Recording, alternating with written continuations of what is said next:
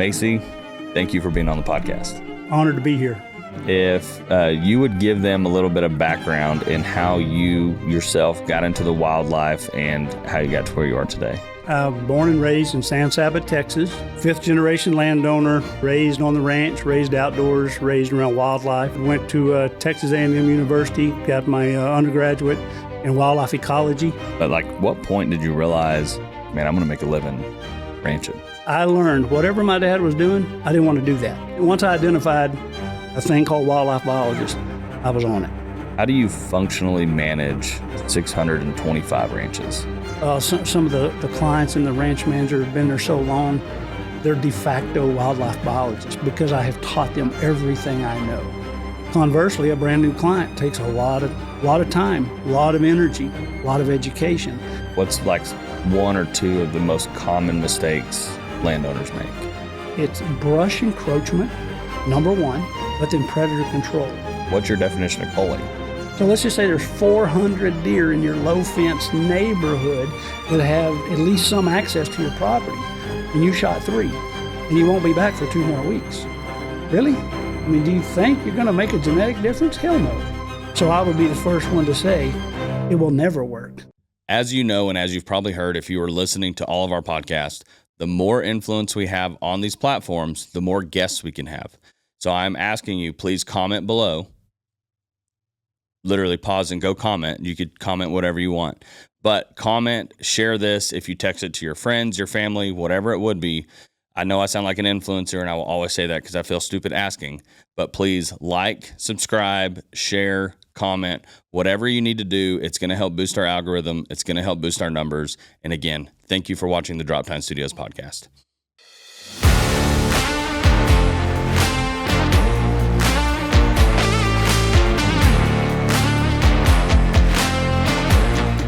Welcome back to the podcast. Today is going to be a phenomenal show. And so before we introduce our guest, I want to just read a quick list. I didn't tell him I was doing this beforehand, so we'll all be surprised at the same time. But to give you a little background, our guest is the founder and president of Spring Creek Outdoors. He manages roughly 625 ranches across every ecoregion in Texas. He's a former Texas Parks and Wildlife regulatory biologist and WMA manager. Helped develop the foundational programs like MLDP and DMP. He's a 25-year Boone and Crockett, Pope and Young, and Texas Big Game Award official measurer. He initiated the first live animal CWD testing program in Texas. He's collected over 3,000 native browse plant samples for mineral research tied to prion health. He's conducted helicopter surveys on over 175 ranches, live captured 2,000 whitetail in 45 days, and has been contracted for the South Texas Mountain Lion Research Program. He's an expert witness in a plethora of sections. He's a fifth-generation landowner running a family-run operated business. If it involves Texas land, deer research, or real-world wildlife management, he is the man in the middle of it. So, Macy, thank you for being on the podcast. Thank you, sir. I appreciate that very much. Honored to be here. Yeah, when you sent me some paperwork kind of giving me a background, I've always held you to a higher regard, but I was blown away at even what you just told me was those are just kind of a few of the highlight points. Yeah, yes, sir. I hate putting together a resume and putting it on paper, so I hit the easy stuff. I just skimmed it. So, yeah, I appreciate that. Well, man, I am honored to have you here, and I'm honored to be able to learn and talk from you or talk to you and learn from you. Just to be able to have you here, I think is going to be great for all the listeners. Yes, sir. Thank you for having me. So for the people who may not know you, this is Macy, but if you would give them a little bit of background in how you yourself got into the wildlife and how you got to where you are today.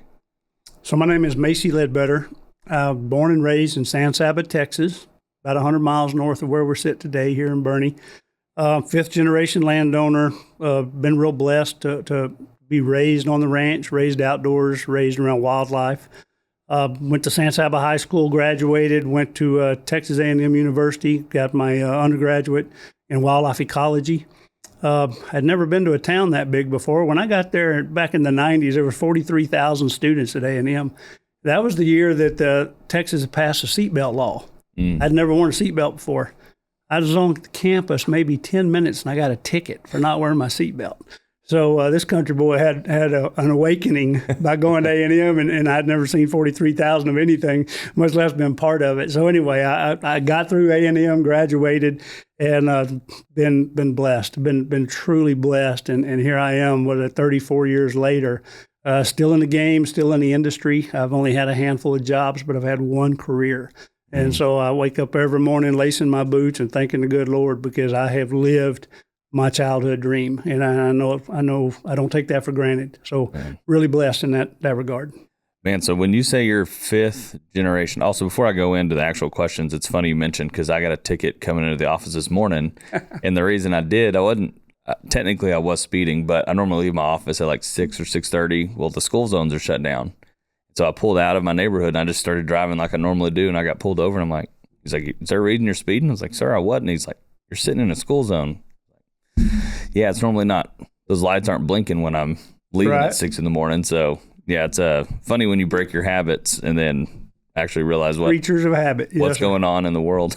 Those school zone tickets are expensive too. I've had a couple of them. Right. Yeah. So we'll see if we can get that taken care of today.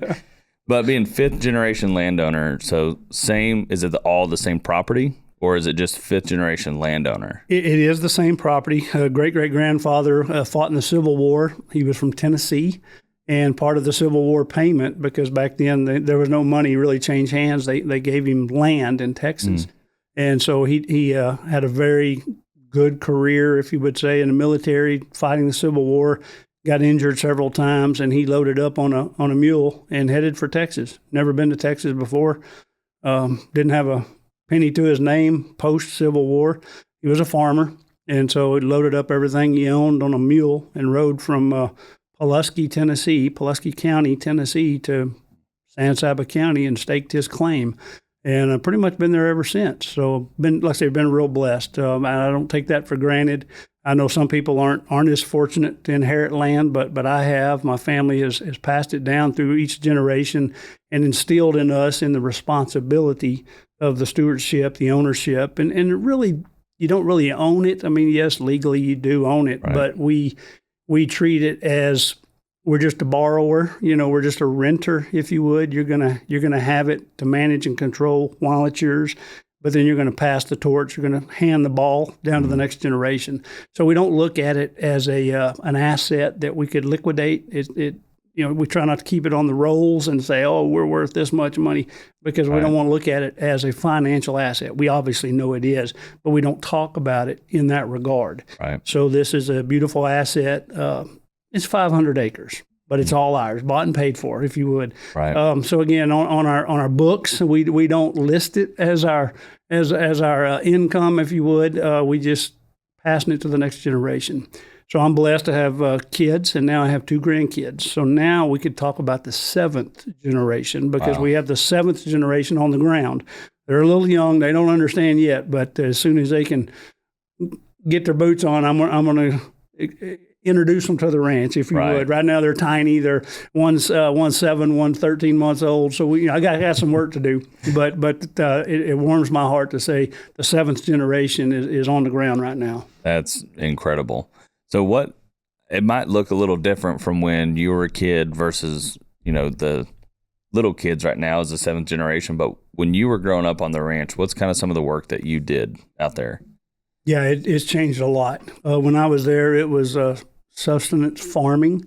It was dry land peanuts. It was Hereford cattle. It was Angora goats, hair goats. We were trying to survive under those conditions. Deer and wildlife took a far back seat. There were deer, but once the screwworm was knocked out in the late 60s, mid to late 60s, when I started growing up as a teenager in the 70s, it was still pretty rare to see deer. Now there were deer there, but they weren't everywhere. Nothing like it is today. So deer hunting was certainly present, but it was not as strong and popular as it is now. As a kid, like I say, I grew up shearing goats. I grew up doing pink eye treatments on Hereford cattle. If you're familiar with that species of cattle, they're real prone to get pink eye constant battle. And back then, Hereford were king. That was the dominant species, and that was long before the English breeds really took hold, the Angus and the Brangus and the black cattle, if you would. So everybody had the same problem. And so I just grew up not knowing alternatives. You just doctored pink eye and you shore your goats, and we farmed for peanuts, dry land farming, and you did everything right, and it didn't rain and you failed. So I grew up on the land, working the land, and understanding Mother Nature's in charge. From a very early age, I realized quickly that you can do everything right and still fail.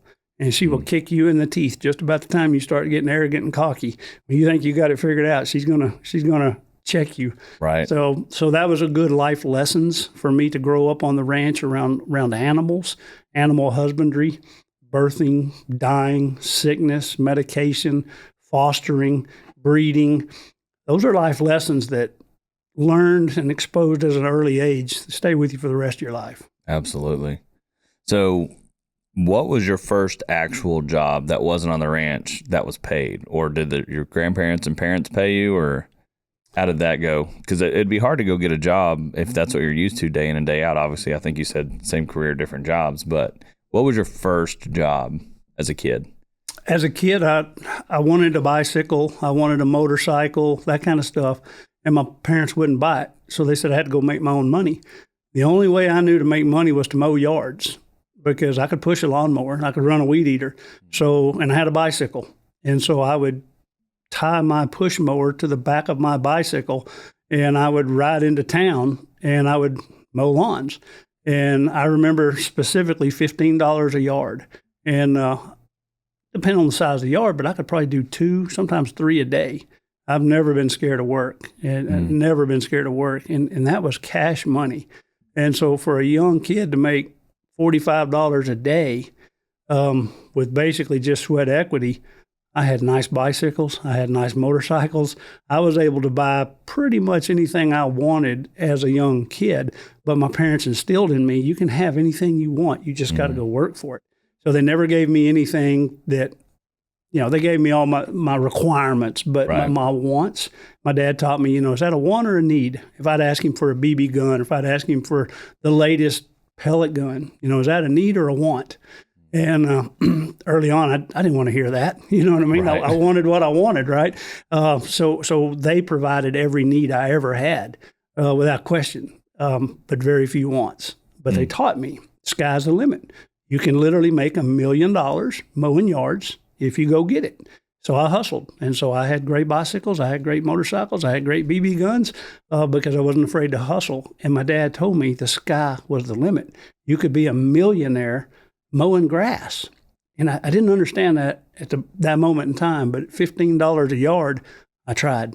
Right. Once I figured it out and I saw that cash money in my pocket, I thought, the old man's right. I could be a millionaire mowing yards. So it's just a work ethic. He taught me to go get it. Sky's the limit. There's the horizon, set your goals and go get it. So looking back now, that was an incredible life lesson. Yeah. Yeah, that's what I'm hoping to be able to instill into my girls, because every parent, not that we're getting into parenting podcasts, but like every parent wants to provide more for their kids than they had, but they also don't want to hinder them in their work ethic. And so I think that's where I'm kind of leaning towards and figuring out of like, okay, well, like my dad provided everything. My mom provided everything. They were phenomenal at giving me what I needed. But at looking back now as a parent, what I needed was more present parents.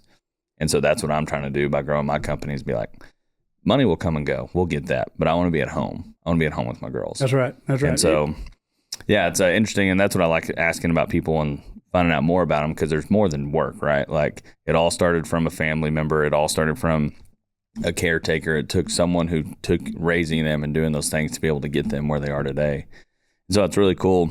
And so like, what point did you realize this is not just a job like on the ranch? Like instead of just making $1 million cutting grass, you're like, man, I'm going to make a living ranching. So your comment about your family providing, my parents were great providers. My dad was in the post office business. He was a postmaster. And he was born and raised outdoors on the ranch, that kind of stuff too, but he had to work in town. He had to wear a coat and a tie and polish his shoes. And he hated that job. because he was dealing with the general public. He had to go to town, work 8 to 5, wearing a suit and a tie. And when he came home from work, he was grumpy. He's been at work all day dealing with the public. And very early on, I learned to stay away from him for about an hour. When he would come home, he was in a bad mood. But he changed clothes. He would go outside. And in about an hour, you could see it. His shoulders dropped, his chin dropped. All of a sudden, you could approach him, and all of a sudden, he was a different person. So I was very young. I want to say second, third grade, something like that. Very young, I learned to stay away from him when he came home for 1 hour. And then I could recognize his body language. And so I learned whatever my dad was doing, I didn't want to do that. I wanted to get a career that didn't make me dress up and angry, because I was having to avoid my own dad for a while. And so really early on, I said, whatever he's doing, and I didn't understand it, right? But I just knew whatever he's doing, I don't want to do that. So that really set the foundation for me internally to figure out what it is you want to do, kid. Figure it out. You know what you don't want to do. Now, what do you want to do? Big difference there. And so I was born and raised outdoors and around animals. And I said, well, that's what makes me happy. That's what I want to do as a career. So very early on, I knew that I was going to have to make some type of living outdoors with animals. That was my first thought. I didn't know what that was. As I got a little older, things like game wardens, things like veterinarians, that pops up. It's pretty common, pretty obvious. But a little later in say, junior high or so, I understood what a wildlife biologist was. You don't see them. They don't wear a uniform. They don't have a marked truck back then, like a game warden, for example. Right. Even a veterinarian, they just look like regular old ranchers, farmers driving an old beat-up pickup. So they were right around me. I just didn't know it, didn't recognize them. They didn't wear a uniform or a badge or anything. So once I learned what a wildlife biologist is and does at a very early age, I said, that's it. They work outdoors, they work on ranches, and they're around lots of wildlife. And they're around cattle, sheep, goats, all the stuff I knew. And so I've been really blessed. Like I say, growing up, once I identified a thing called wildlife biologist, I was on it. And so from a very early age, I've had one career path. And now I'm sitting here in front of you. I'm 57 years old. I'm still a wildlife biologist. And I don't take that for granted. I say my blessings every day and thank the good Lord for that, because it hasn't been easy. It wasn't handed to me. It was just like mowing the yards. I had to do it 1 yard at a time, $15 at a time, to create that resume that we talked about at the top of the show. So it's just been a real blessing. Yeah. So one thing you mentioned when we talked earlier before we hopped on here, to kind of give people context of how much that you actually like the outdoors, and you're not just saying that. Tell me about your college graduation. Or lack thereof. So went to A&M and was going to graduate in the middle of December. I can't remember the exact date, but it was like December the 19th or something like that. Well, my last day of school was the first week of December. So about December 4th, December 5th, I took my last class. And I lived about 4 hours from College Station, and I thought, well, I'm not going to hang around here for a couple of weeks. And the rut kicks in December. And so I asked my professor if I had to walk across the stage to graduate, like to officially graduate. I didn't know. And he said, no, they can mail you the diploma. I thought, well, that sounds like a pretty good idea to me, because I'd rather go hunting. So I went to the registrar's office. Didn't even know there was such a thing, right? So I finally found the registrar's office at A&M and walked in there. It was full of ladies. And I walked in there and I asked the lady, I said, I'd like to sign up to have my diploma mailed to me, because I don't want to walk the stage. And she made me repeat that 2 or 3 times. She said, that's very unusual. And she said, well, can I ask you why you don't want to walk across stage? And I said, well, number one, I don't want to wear that funny looking gown. I said, but number 2, the rut's on and I want to go hunting. And she kind of turned her head and looked at me. She said, what's the rut? Then I realized I've got to explain the rut. And so I said, well, it's the breeding season. I said, the males chase the females and they act real stupid and they're easy to hunt, easy to harvest. And she got as embarrassed as I did, and there was 2 or 3 women in the background. They stood up. They come a little closer. They wanted to understand what I was talking about. So I said, I want to go deer hunting because the bucks are really vulnerable at that time, and I don't want to be up here with 43,000 people wearing a gown walking across the stage when I can be hunting. So I knew my date, I knew my time that I was assigned to graduate. So I made certain that I was sitting in a mesquite tree in San Saba, Texas, on purpose. While everybody else was wearing the gown and walking the stage, I was sitting in a tree in San Saba and I was deer hunting. The only thing would have made it a little better had I harvested something, and I didn't that day, but I was going to. Had one of them showed up, they'd have been in trouble. But I was hunting, so I did not, quote, graduate. I did not walk the stage with everybody else, but I've got the same exact degree diploma hanging on the wall. So yeah, the whitetail rut prevented me to not graduate, not walk the stage. Right. Yeah. So yeah, I look back at it now and I laugh out loud. Man, I'm kind of in the same, but I'm in a different boat because I was always in high school and college. I was always the funny guy. Like I was never like my wife. My wife's got her doctorate. She's very smart. She never had to. She studied, but like she could do, like even now when she does her continuing educations, she aces them, and she's stay-at-home mom. But she's just like, oh, I know all this, and I'm listening to some of these questions like, I'm just terrible at tests. So my same boat, but different one is I would always push the limits. I was always the class clown. I was always whatever. Well, when I graduated, I didn't have any bells and whistles and things that went around. And this is high school. They probably wouldn't let this happen in college. But I asked, kind of the same way you did, do I have to walk across? I asked, can I put my own like tassels on? They're like, is that allowed? And they're like, I don't know. No one's ever asked that before. So I went to Hobby Lobby and I like made my own, and people are like, what is that one for? And what is this color for? And what is this? And I was like, oh, if you don't even know, then don't. But I had like 20 on, and I've got a picture of me when I graduated, but I was the same thing as I was like, yeah, I'd rather be the funny guy. I'd rather be outdoors. I'd rather be doing what I'm doing. And somehow, some way they let me graduate. But yeah, no, that's a great idea. See, I didn't even consider that. I just wanted to go hunting. So, right. So I was wearing camouflage sitting in a tree, and you were wearing Hobby Lobby bling bling. So that's great. That's awesome. Yeah, that's who you are. So yeah, good for you. Yeah, I was going to say if I had to do it, I was going to have to make it my own. There you go. I like it. So then after college, what did you start doing? Because like our industry as a whole, ranchers and farmers in general, they're very close knit. So what did you do to start building credibility as soon as you graduated? So I graduated with about 55 friends, cohorts, had the same degree as I had or was getting. And so competition was high. Now, back in the day, this is in the early 90s, there wasn't as many colleges as there are now offering wildlife management. Now there's, 7, 8, 9 colleges all over Texas offering some form of wildlife management or associate type degree. But back in my day, there was maybe 3. So competition was high. They weren't producing that many students, but there certainly wasn't that many jobs either. Because it was a good career, and most people that got into it loved it, and so there's very little turnover.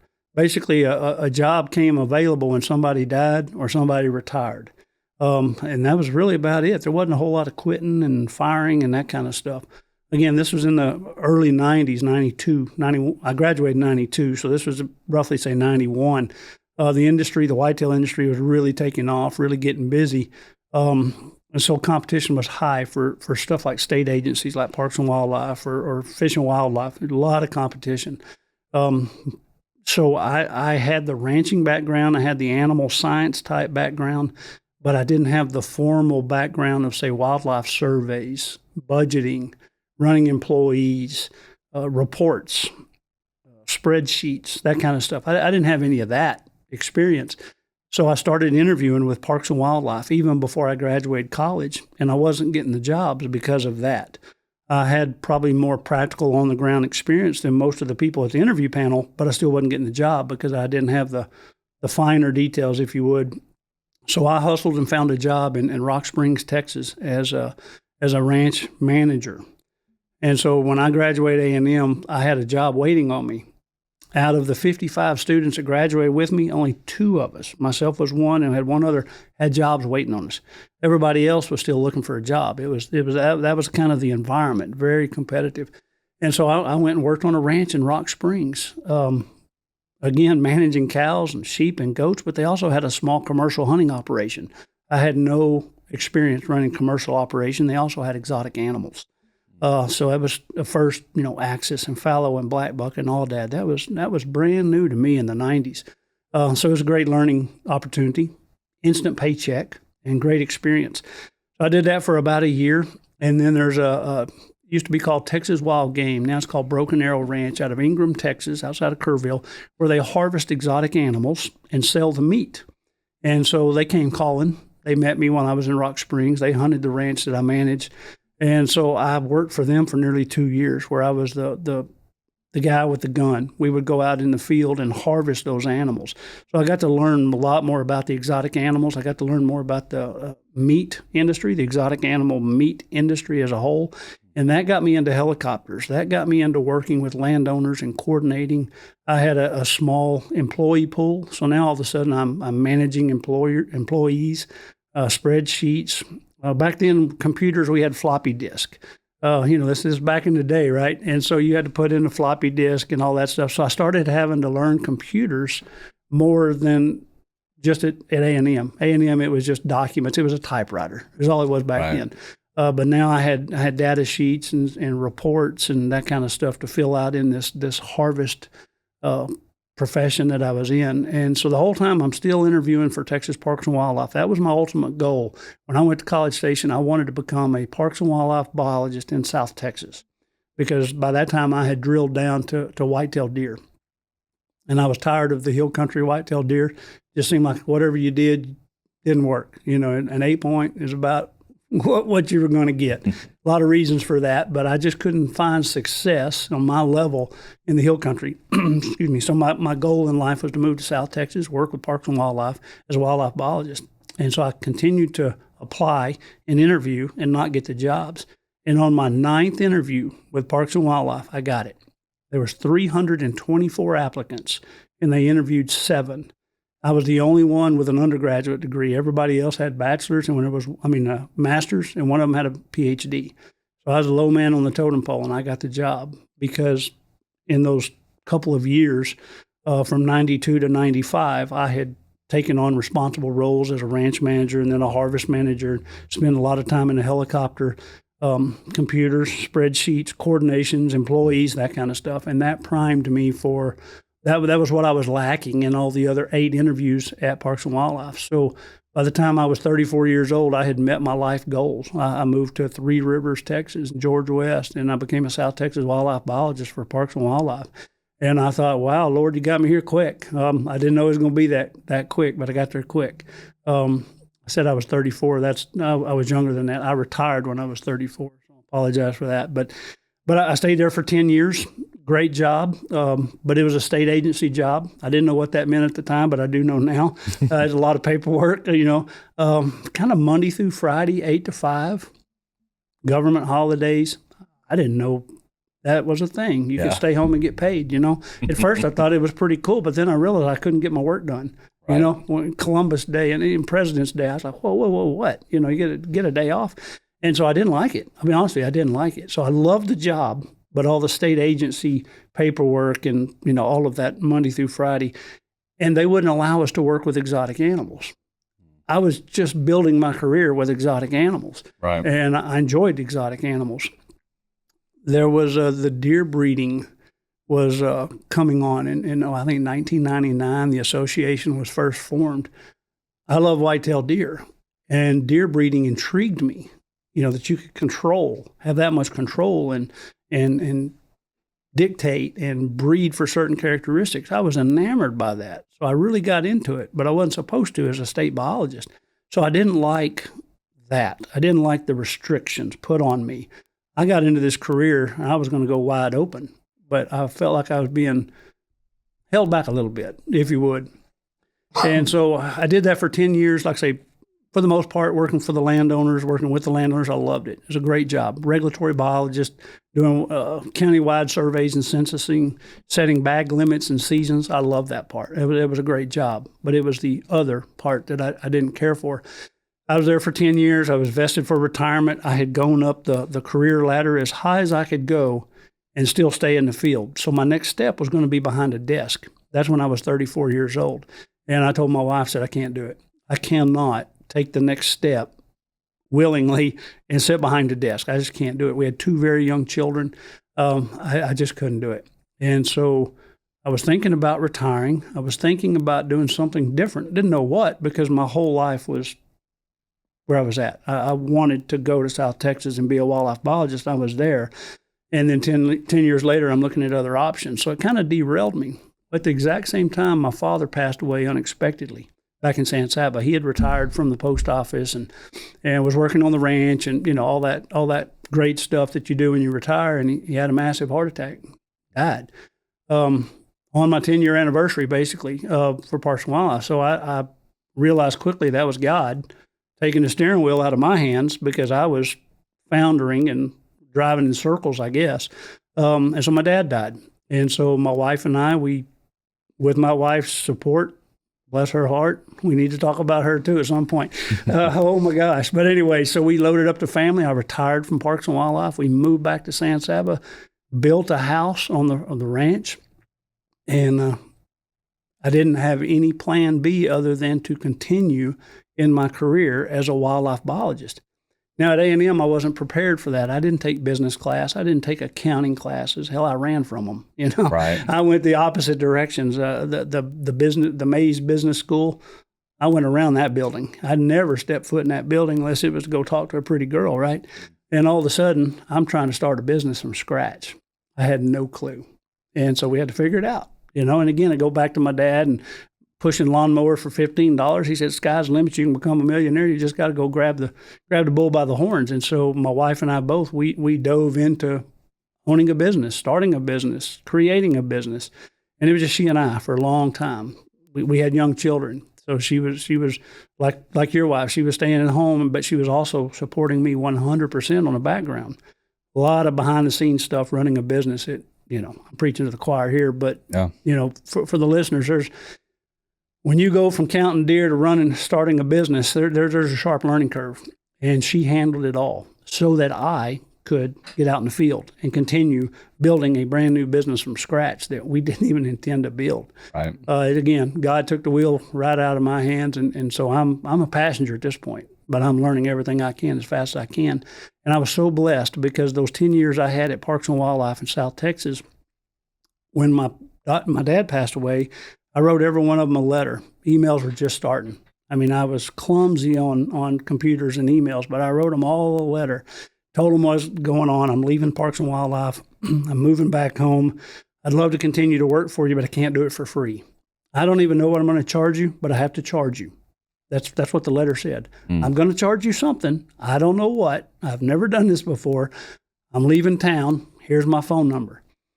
And Austin, before we got the house built, before we moved into the house that we built on the ranch, I had 40 clients.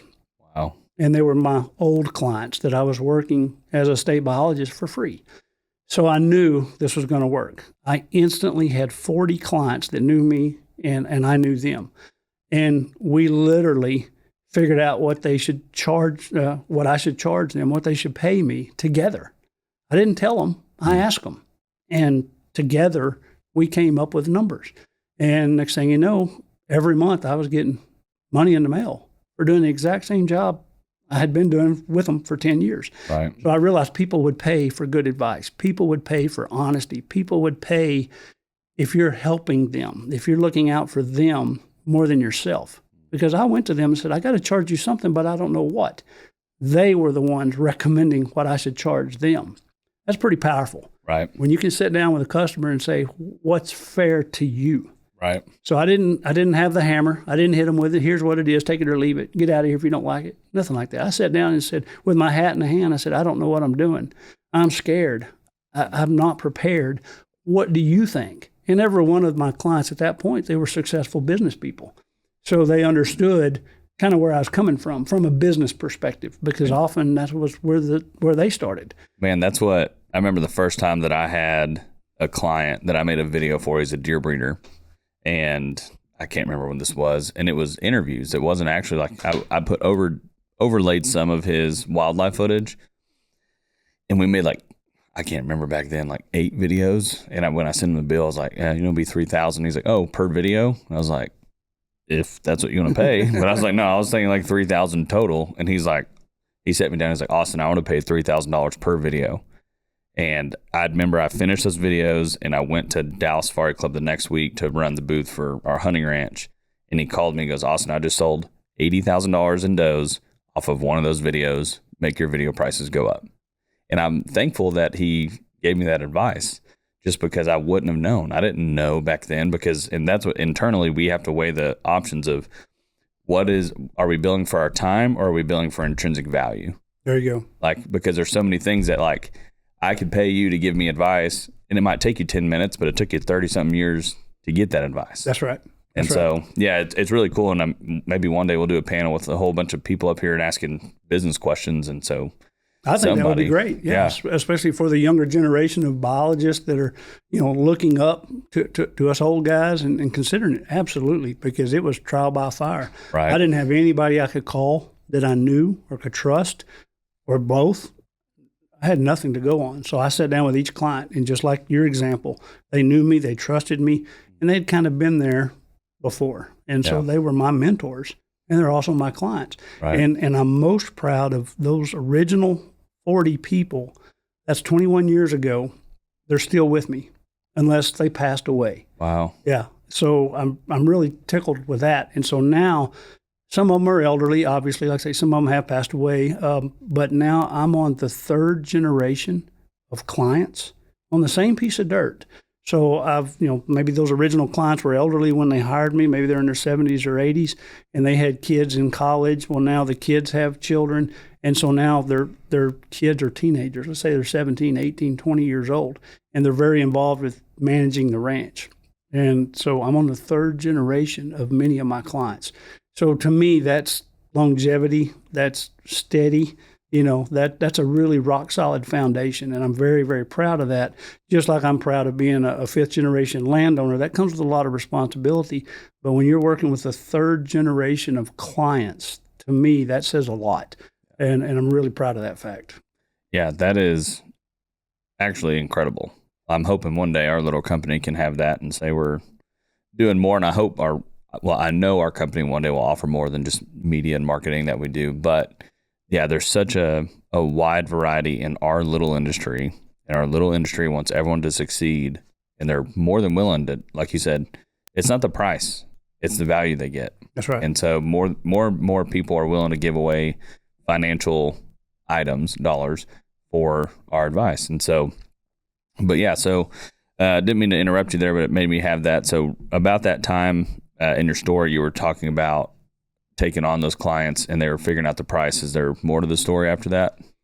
Oh, it just snowballed, because at Parks and Wildlife, you're assigned to counties. You have what's called counties of responsibility. And in my time, I had 5 counties. And so I couldn't take a client outside of those 5 counties. Well, those 40 clients that signed up, well, then they knew that now I'm going to work all over Texas. I told them half truck will travel. Again, I wasn't desperate, but I was eager. Right. And I had a blue flame. I was ready to go. Half truck will travel. My wife and I had the discussion. She was willing to keep 2 young kids at home, and I was willing to travel, because now all the burden's on me. No more end of the month paycheck. No more guaranteed money. If you didn't hustle, you didn't make it. Back to the lawnmower deal. You had to hustle. The sky's the limit. And you can become a millionaire if that's what you want to do, but you got to go get it. Nobody's going to hand it to you. So my wife, bless her heart, she said, okay, I understand. So she and the kids were on the ranch, and I was not. So we talked about family balance. We made the conscious effort to be very unbalanced, because I was a breadwinner, sole breadwinner. If I didn't earn it, it didn't come in. So we made the conscious effort to be very unbalanced, and I went and got it. And I worked as hard as I could, slept in the truck, drove. First couple of years, I was driving 75,000 miles a year, my truck, just going as fast as I could. So those 40 original clients, every landowner I've ever known, they have friends that are also landowners. So the word of mouth. You're a marketing guy, you get this very good. And so, and again, this timeline was way before social media and what we're dealing with today. And so every client reached out to their friends, their buddies, their in-laws, outlaws, and all that, and said, hey, you need to hire this guy. He's got young children. He's starting a new business. And when it's a referral from a trusted source, you're in. 100%. 100%. So I went from 40 to 90 clients. And all of a sudden, again, I'm a one-man show. And those 90 clients started from Amarillo all the way to Raymondville and all the way from Fort Stockton to Houston. And I realized how big Texas was. I was born and raised right in the middle of Texas. I mean, I'm 20 miles from the geographical center of Texas, but I've seen every corner of it now, but at the time I hadn't. And again, I didn't want to let down my original clients because it's his best friend or it's his business partner, and he's got a ranch in, like I say, Fort Stockton. Right. He's willing to hire me. Well, I'm going to Fort Stockton because I've got sweat in the game because my original 40 sent me his client, his business partner, maybe his nephew, for example, whatever. But I was not going to let them down. So all of a sudden I went from 40 to 90. And when I hit 90 clients, I realized this is going to work. This is not luck. I'm still the passenger, God's still driving, and I'm just showing up. I'm doing exactly what I'm told to do. My wife was holding down the fort. We were trying to build a business, and you just got to go get it. You just got to go get it. And so I've never been afraid of hard work, ever. Still not. I'm slower, but I'm still not afraid of it. It hurts a little more, still not afraid of it. So that's how it started. It was just pure gut and grit and determination, but also learning what my dad taught me early on, and also, Austin, kind of the fear of failure, because I didn't know how to run a business. I didn't. I'll be the first to tell you. But I knew how to work, and I knew how to do biology. I knew how to work with landowners. I knew how to get results. I knew that. So I just worked as hard as the human body would allow me to work because I was afraid of failure and having 2 young kids at home and the wife raising the kids in my absence. We were a one dog show, and it was it, because I had to work. And so, but I loved my job. So it wasn't like going to work like my dad did in the post office. It was like, I get to go work, and these people are paying me to do what I've been wanting to do my whole life. Again, super blessed. So the wife and I decided to have an unbalanced life starting out. Let's make this thing work. And here we are 21 years later, and I'm blown away. I'm simply blown away. And it's a response of referrals. I still don't spend a lot of time, effort, and energy on advertising and marketing. I know that's terrible to you, and I apologize. No, it's great for you, or it's great for me, because there's people like you, and there's new people trying to get in, and like, man, I got to compete with Macy. Austin, I need to pay someone to do this for me. That's right. No, that's right. That's exactly right. It's a great way to look at it. So I would say, without looking at the numbers, I think I'm really accurate here, that about 95% of our business, our new business, is still referrals, friends of friends and family and that kind of stuff. And that goes a long ways. Again, like you say, when you trust your source, right, you don't question it. Right. It's not a probation. It's not how much do you charge? No, it's I want to hire you because, Austin told me you did a great job. Right. Boom, you got the job. And so now I don't want to let the new client down, but more importantly, I don't want to let the reference down. And the reference probably came from another reference. So I may have 2 or 3 lines of referrals in there, and I'm not letting anybody down. So I'm going to work as hard as I can. And when it comes to the payment deal, I'm still figuring it out. 21 years later, I'm still struggle with now, like you said earlier, I've got all these years of experience, so I can help you much quicker, much more efficient. It took me 34 years of blood, sweat, and tears and bags under my eyes and scars and all that, but I can help you save a ton of money, time, and gray hair, maybe in 10 minutes. Right. Well, what's that worth? I struggle with that. So I still reach out to my clients. Well, here's what I was thinking. What are you thinking? So I don't have a menu pricing. Right. I get calls all the time from a prospective client or somebody, maybe they're just trying to, undercut me or whatever. They'll call and say, hey, what do you charge for this? I don't know. I've been in business 21 years, and you ask me, what do I charge? Not sure yet. Let's talk more. Let me get to know you better. Let me understand your goals and objectives. Let's go meet at the ranch. And then I can tell you what's involved. Right. So it sounds silly, but we don't have a printed menu price. It's not a rubber stamp. Every ranch is different. Every client's different. Every set of goals and objectives are different. So we're flexible on pricing. I'll be honest with you. It sounds silly. It's probably not the ideal business model. I don't think a lot of businessmen would endorse that, but it's worked for us. Right. Because all of our clients are so diverse. Right. And we strive on diversity and experience. Like I say, you don't get these bags under your eyes and these scars for, just riding in a pickup. Right. So. No, that's the That's a beautiful part too. Like we talked about having a panel of business people up here earlier, but like we're the only people that started specifically in the wildlife industry. And so, cause like we'll go to a wedding and people won't, I know someone that just paid $12,000 for a wedding photographer, not photo and video, not everything else. It probably took them 3 months to turn it around. And I still get balked at for a $500 magazine ad, which is fine. But there's certain things to where like some people call and ask and try to just poach pricing and try to figure it out. But I used to be the same way. And unfortunately, with where I'm at, some people want hard pricing, but there's still so much. Because now that we offer day rates, they're like, well, I want you to come in and get my whitetails, my exotics, my real estate, my family photos, my this and that. And can you also air up my tires while you're here? And it's a day rate, right? And I'm like, well, hold on, this is day rate for wildlife only. But that's where like I want to, and we've talked about it, and I'll show you afterwards. We created a new calculator. This is a self plug here for social media management. So when some people see our pre-made packages, well, they're like, well, what if I want to change it? And we were wasting hours, hundreds of hours a year back and forth going. And then I'm going, Rachel, how much time is my time and your time worth? Because if we're wasting hundreds of hours, we might as well just give this to them for free. We would have saved time.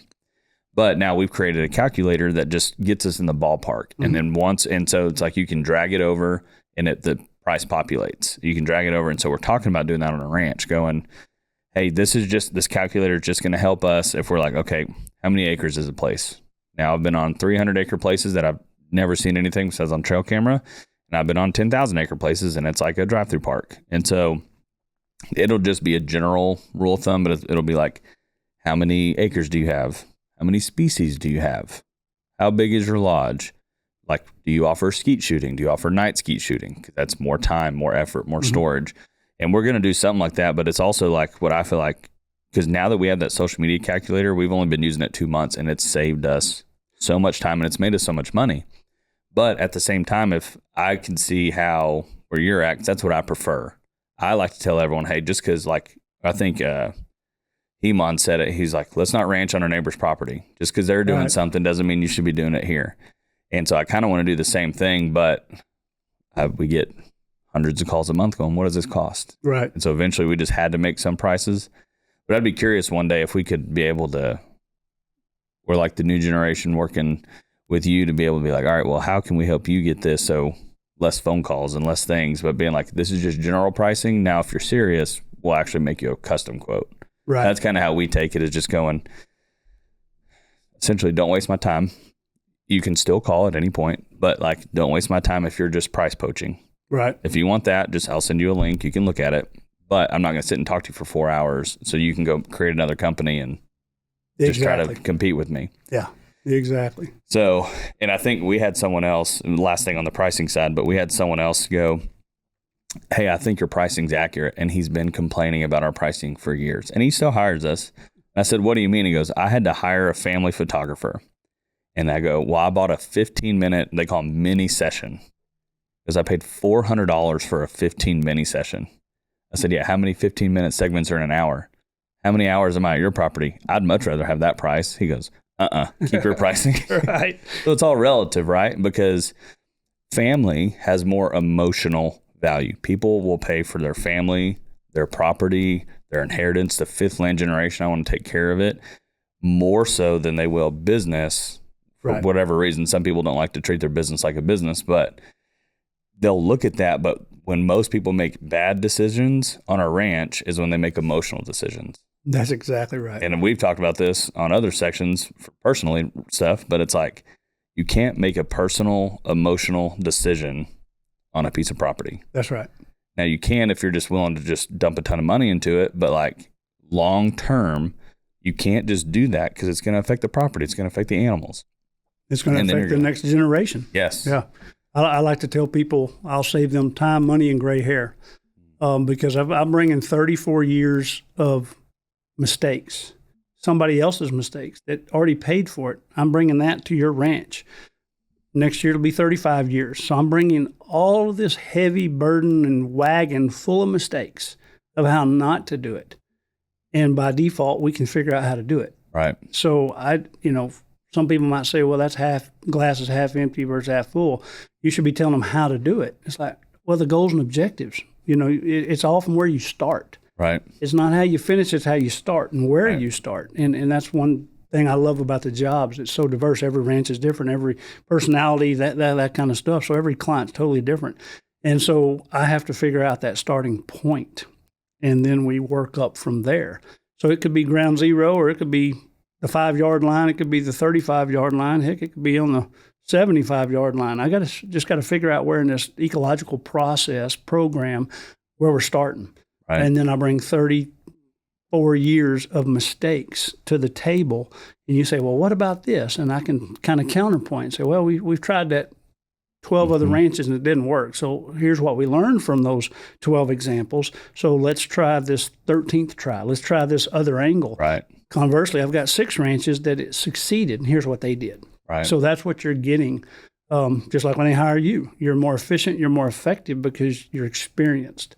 So you can do a job quicker, more efficient, more effective, with better results in a shorter amount of time than maybe a competitor that's it's a startup. Right. And so that's what we bring to the table. We bring a lot of blood, sweat, and tears, but a wagon load of experiences of doing it wrong. Right. And that's the way I look at things, is you may not need to tell me how to do it. Just tell me to watch out. What are the landmines? What are the pitfalls? What are the craps? What are the expensive mistakes? And let me figure it out, or let you guide me down the trail that we know are full of landmines, if you would. So that's what we bring to the table. I'm going to save you time, money, and gray hair. The other day when someone else, they were calling negotiating, and I said, hey, I'll give you a discount, but you got to spend more, right? I'm kind of like Costco. But I told them, I was like, dude, I don't need practice on this anymore. There you go. Like we can go back and forth and do whatever. I was like, I don't need practice anymore. This podcast is brought to you by our new sponsor, Swing Free Alliance. I would believe everyone listening to this podcast would probably consider themselves a conservationist, but one thing you might not know is that they are illegally killing and transporting spider monkeys across the border for profit and for pleasure.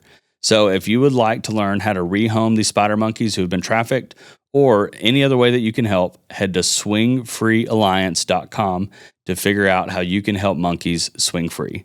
Thank you, JC and Audria, for being a sponsor of the Droptine Studios podcast.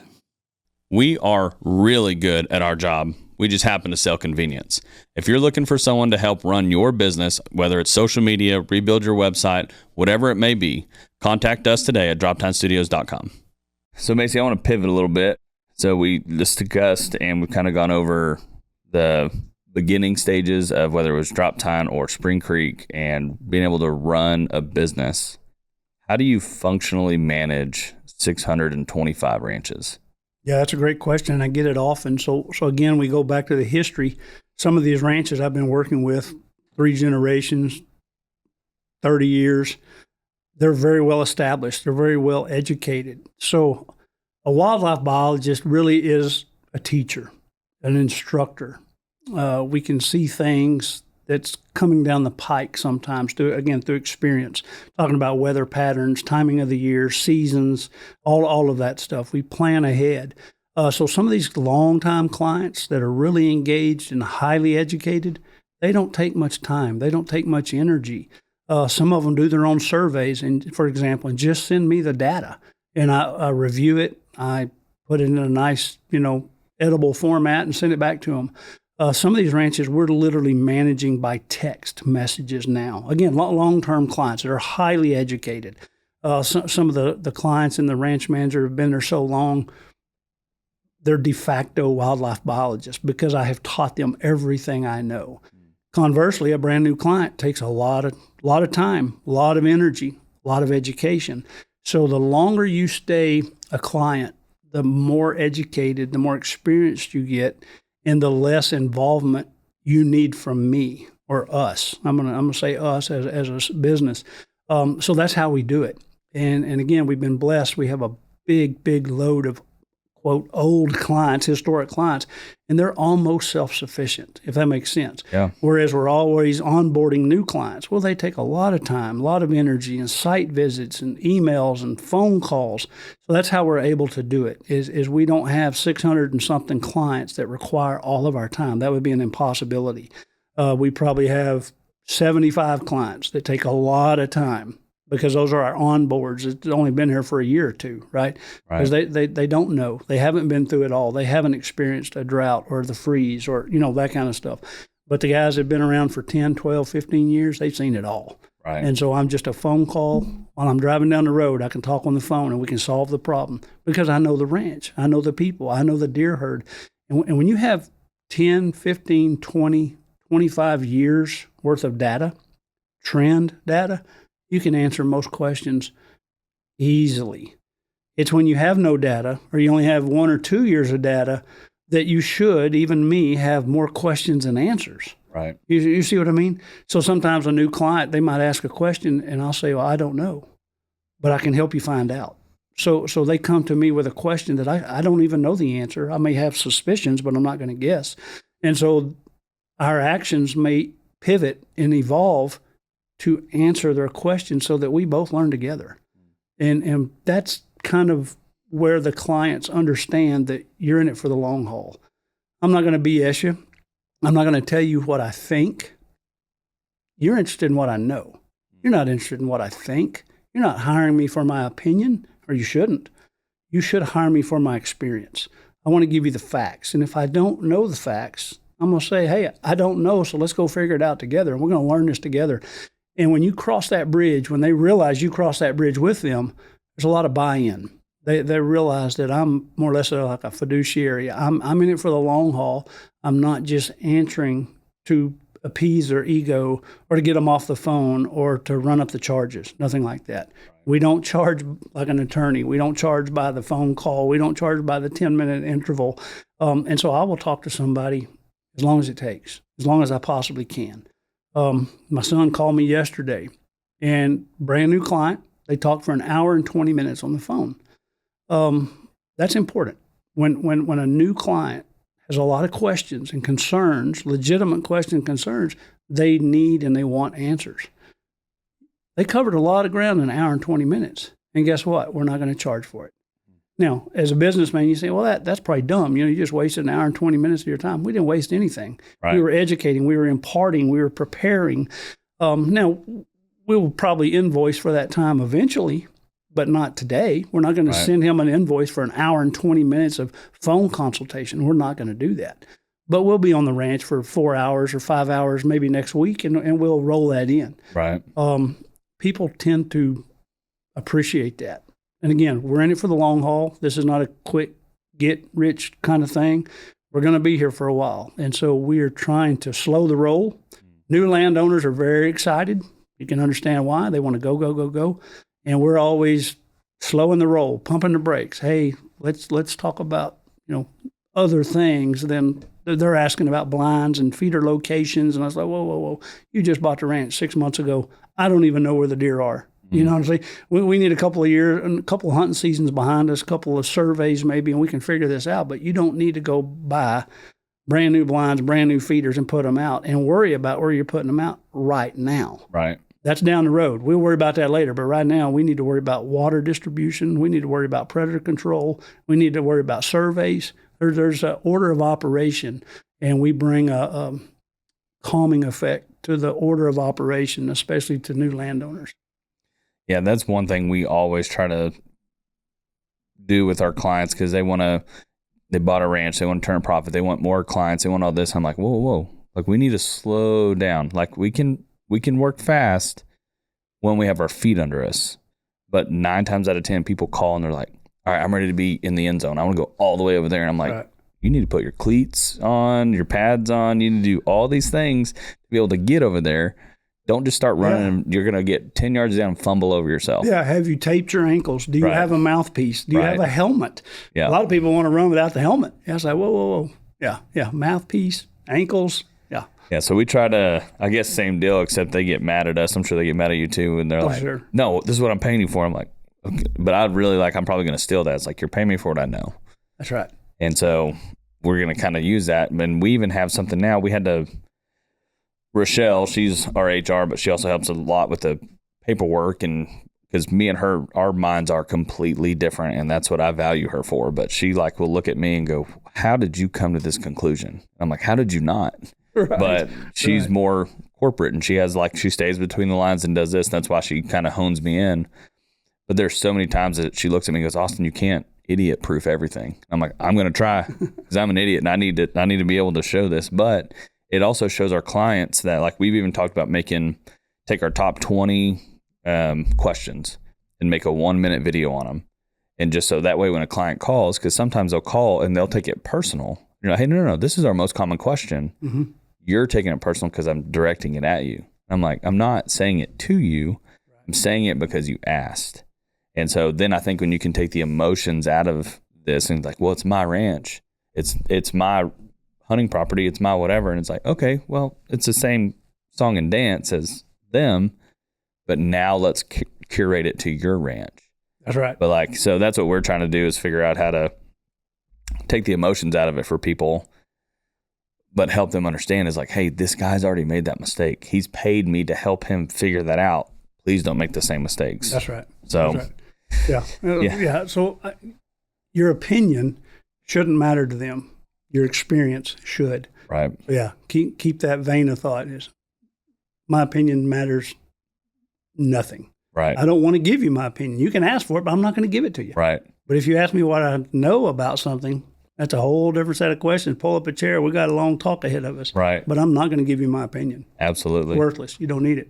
Well, it's like one of the first times we actually met and talked, I had a ranch owner that was asking, I think we won't say names just in case she's listening, but, and I don't even know if you'll actually work together, but that was the first thing is she asked me, she goes, well, do I need to talk to a wildlife biologist?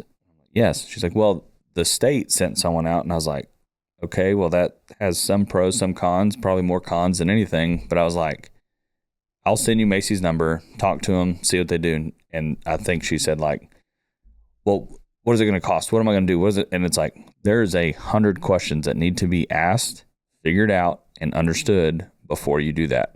And they just couldn't get it. They were like, what do you mean? I want to grow a big deer. I want to make sure animals don't die. It's like, okay, everyone wants that. It's a good program to run, but you need to talk to Macy and you need to walk through all these steps. I was like, and that's why I'm sending you Macy's, because I don't know. I don't have time to go to your property. He does. This is what he does for a living. Right. There you go. And I appreciate that. So many times I set up a site visit to go meet the client, look at the ranch, and pull up to the gate, and they're in the buggy. They got, drinks and snacks, and they're like, get in, let's go look at the ranch. And the first thing I do is I say, no, I'm not interested in looking at the ranch right now. It's 8 o'clock in the morning. I'm not interested in looking at the ranch. And boy, their facial features change. And like, what do you mean? I said, let's go to the house, get a cup of coffee, go sit at the table. I need 1 hour of your time. That 1 hour always turns into 2, always. And it doesn't matter the size of the ranch, doesn't matter. But I can look at a ranch so many different ways, through so many different lenses, if you would, but I have to know how to look at it. In other words, I need to know your goals and objectives, your timeline, your budget, your manpower, your equipment, all of that before I go look at the ranch. And most people don't realize that. They just want to hop in the buggy and go ride around. I've seen plenty of ranches. I don't need to practice, just like you said earlier. Don't need to practice. I know what a ranch looks like. But I need to understand how to look at the ranch, and that comes from sitting at the dining room table at 8 o'clock in the morning and talking about goals and objectives. And then when you start articulating that, some people struggle. To your point, they say, I want to grow a big deer. Who doesn't? I've never had a client say, I want to grow the smallest, sorriest, unhealthiest deer. I want to kill all my quail. I want to wreck this ranch. I've never had a client do that. Right. They want to make it better. Everything across the board. They make it wherever the stage of that game is, doesn't matter. They want to improve upon it, want to make it better. So I know what the goals and objectives are from that elevation, but I don't know how we're going to get there yet. So you have to teach me your goals and objectives, your priorities. Timeline and budget, manpower and equipment is just as important, because if you have fairy tale aspirations, but you have no timeline, budget, manpower, equipment, we're not going to get there. Can't.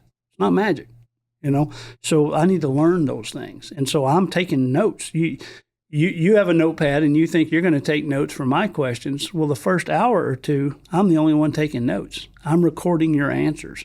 So I may have 2 pages, 3 pages, handwritten pages of our conversation.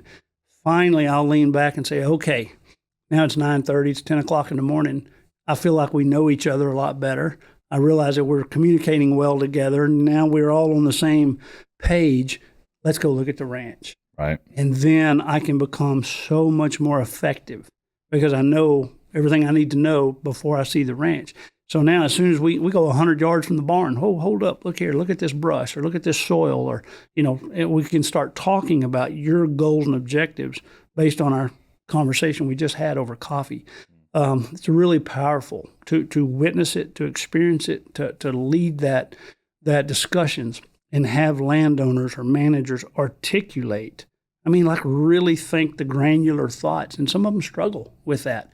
But at the end of the day, some of them feel like, they say, man, I feel like I've been to a counselor. I feel like I've been laying on the couch and you've been grilling me for 3 hours. I feel like, Dr. Phil or Oprah Winfrey, you feel like you've just wore me out. But I've never thought of some of this stuff. And then I would teach them how to view their property through the lens they gave me. Right. And that's really powerful when you can get out of the buggy, and we always get out of the buggy.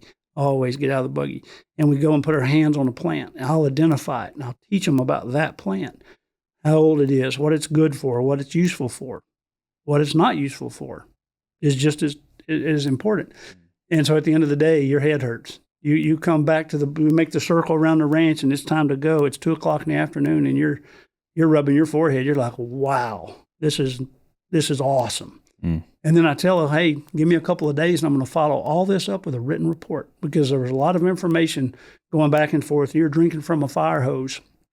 I've got to decompress. I've got to go through my own notes for my own record keeping. And then I'm going to send you a summary report of everything we talked about. So now it's written down. You can share it with your family, your friends, or your boss, or whatever. And so I follow it up with a written report, a detailed written report, multi-pages. So it's just a summary of our meeting and what we talked about and what we learned and what we agreed on, maybe even what we disagreed on.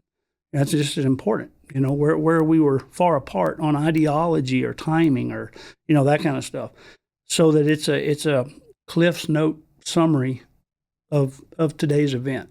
Because tomorrow you might forget it, or next week you will forget it. 100%. And then when you start relaying that to the second and third person, it's not the same animal. So right. I'll follow you. So we go above and beyond for new clients. You get a site visit, you get a headache, you get educated, and then you get followed up by a written report. And that's what really seals the deal, for lack of a better term. That's when the people realize we're working for them. We're not there to get a paycheck. We're trying to help you with your specific goals and objectives. And so we work with high fence ranches, low fence ranches, native animals, exotics. A lot of times we don't even work with wildlife. We work with habitat. A lot of times we do maybe over 100 tax conversions, wildlife management tax conversions, that may or may not have anything to do with deer or wildlife at all. Maybe pollinators, maybe hummingbirds, maybe water, maybe prairie grasses. So I'm a wildlife biologist, but really I'm a wildlife and habitat biologist. The word habitat should be in there somewhere, but it's not. My college degree says wildlife ecology. The average person doesn't know what that means. You and I know that does include habitat and ecosystems and all that, but the average Joe doesn't know that. So I don't tell them I have a wildlife ecology degree. I have a wildlife management degree. But here lately, in the last decade or so, I say wildlife and habitat management degree. Not exactly right, but it's kind of a spin on wildlife ecology. Because we're really ecologist more than we are biologist. Right. Big distinction there. And a lot of people, I think, blaze over that too quick. We're ecologists because we're managing wild processes, wildlife and wildlands, habitat, ecological processes. And those play out very slow. It's like reading a book. I can go on a ranch I've never been on, and I can tell you history about that ranch. Now, maybe it was your forefathers or your great-great-grandparents, or maybe 5 owners previous, but somebody did something. Here's what they did. Here's what I think they did. And here's about how old it is. And when they realize that I'm reading a book, I'm interpreting history on their ranch that they didn't know, you can see the light bulb go off. It's a very powerful moment. They get quiet. They're just listening. because they realize he's interpreting history, my history on this ranch to me, and I didn't know that. So it's pretty cool. It's very powerful. So it's I wouldn't say spiritual. It is spiritual, but to me, it's a powerful educational experience. And you bond with that client. You become friends quickly. And when you leave the ranch, you don't even shake hands. You usually hug. Right. You know, that kind of stuff. And so that's why we're blessed to have clients for 3 generations and 30-something years is we do shake hands, but we oftentimes hug, you know. So real proud of that fact. Real proud of that. Yeah, that's I always say this industry is super intimate. Like 9 times out of 10, when we go finish doing what we do on a ranch, we go to dinner, then we're sitting around a campfire, we're talking to each other. I mean, we're talking to each other longer than we're actually working. Right. And so that's when I'd tell people, like, we don't have, we can't afford to screw this up with their relationship. Like, we can always go back and refilm something, but like, you can never remake that relationship. That's right. And so, but one thing before we move on, because there's a couple of things I wanted to hit on what you said, but with the way the world's going today, just with technology and everything else, do you still handwrite or type out all of your stuff, or do you implement any AI into helping you write your reports for ranches? That's a great question. So right now we type everything. We do not do AI. I'm not opposed to it. I'm cautiously optimistic, I guess. I need to learn more, but everything right now is 100% start from scratch, type it out, old school, Word document type stuff. But I'm not opposed to it, to answer your question. Yeah. We take photographs from helicopters. We do everything. I don't know. I mean, we use all the GPS. We use as much technology as we possibly can. We do mapping, custom mapping. So we have ArcView, GIS. We have all the custom mapping and laser printing, all of that stuff. So we're heavy in that regard. But I refer to Onyx and, you know, all kinds of electronics. But as far as AI, not yet. We're not there yet. Yeah, it's I think I've said it in 4 of these so far this year, so it's almost all of them because it's here.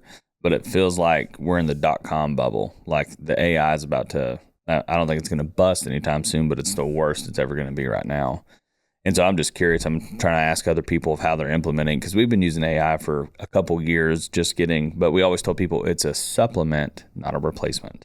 That's right. Like AI will never be able to go out. I mean, yes, you can take pictures of plants and you can do all this, but it's just collecting. And I always say you can Google one thing or ask 10 people something and get 12 different answers. Right. And so but people have to know, because we'll have clients just type something into ChatGPT, it'll spit out a 12-page document and they email it to us and go, hey, read this. I'm like, no.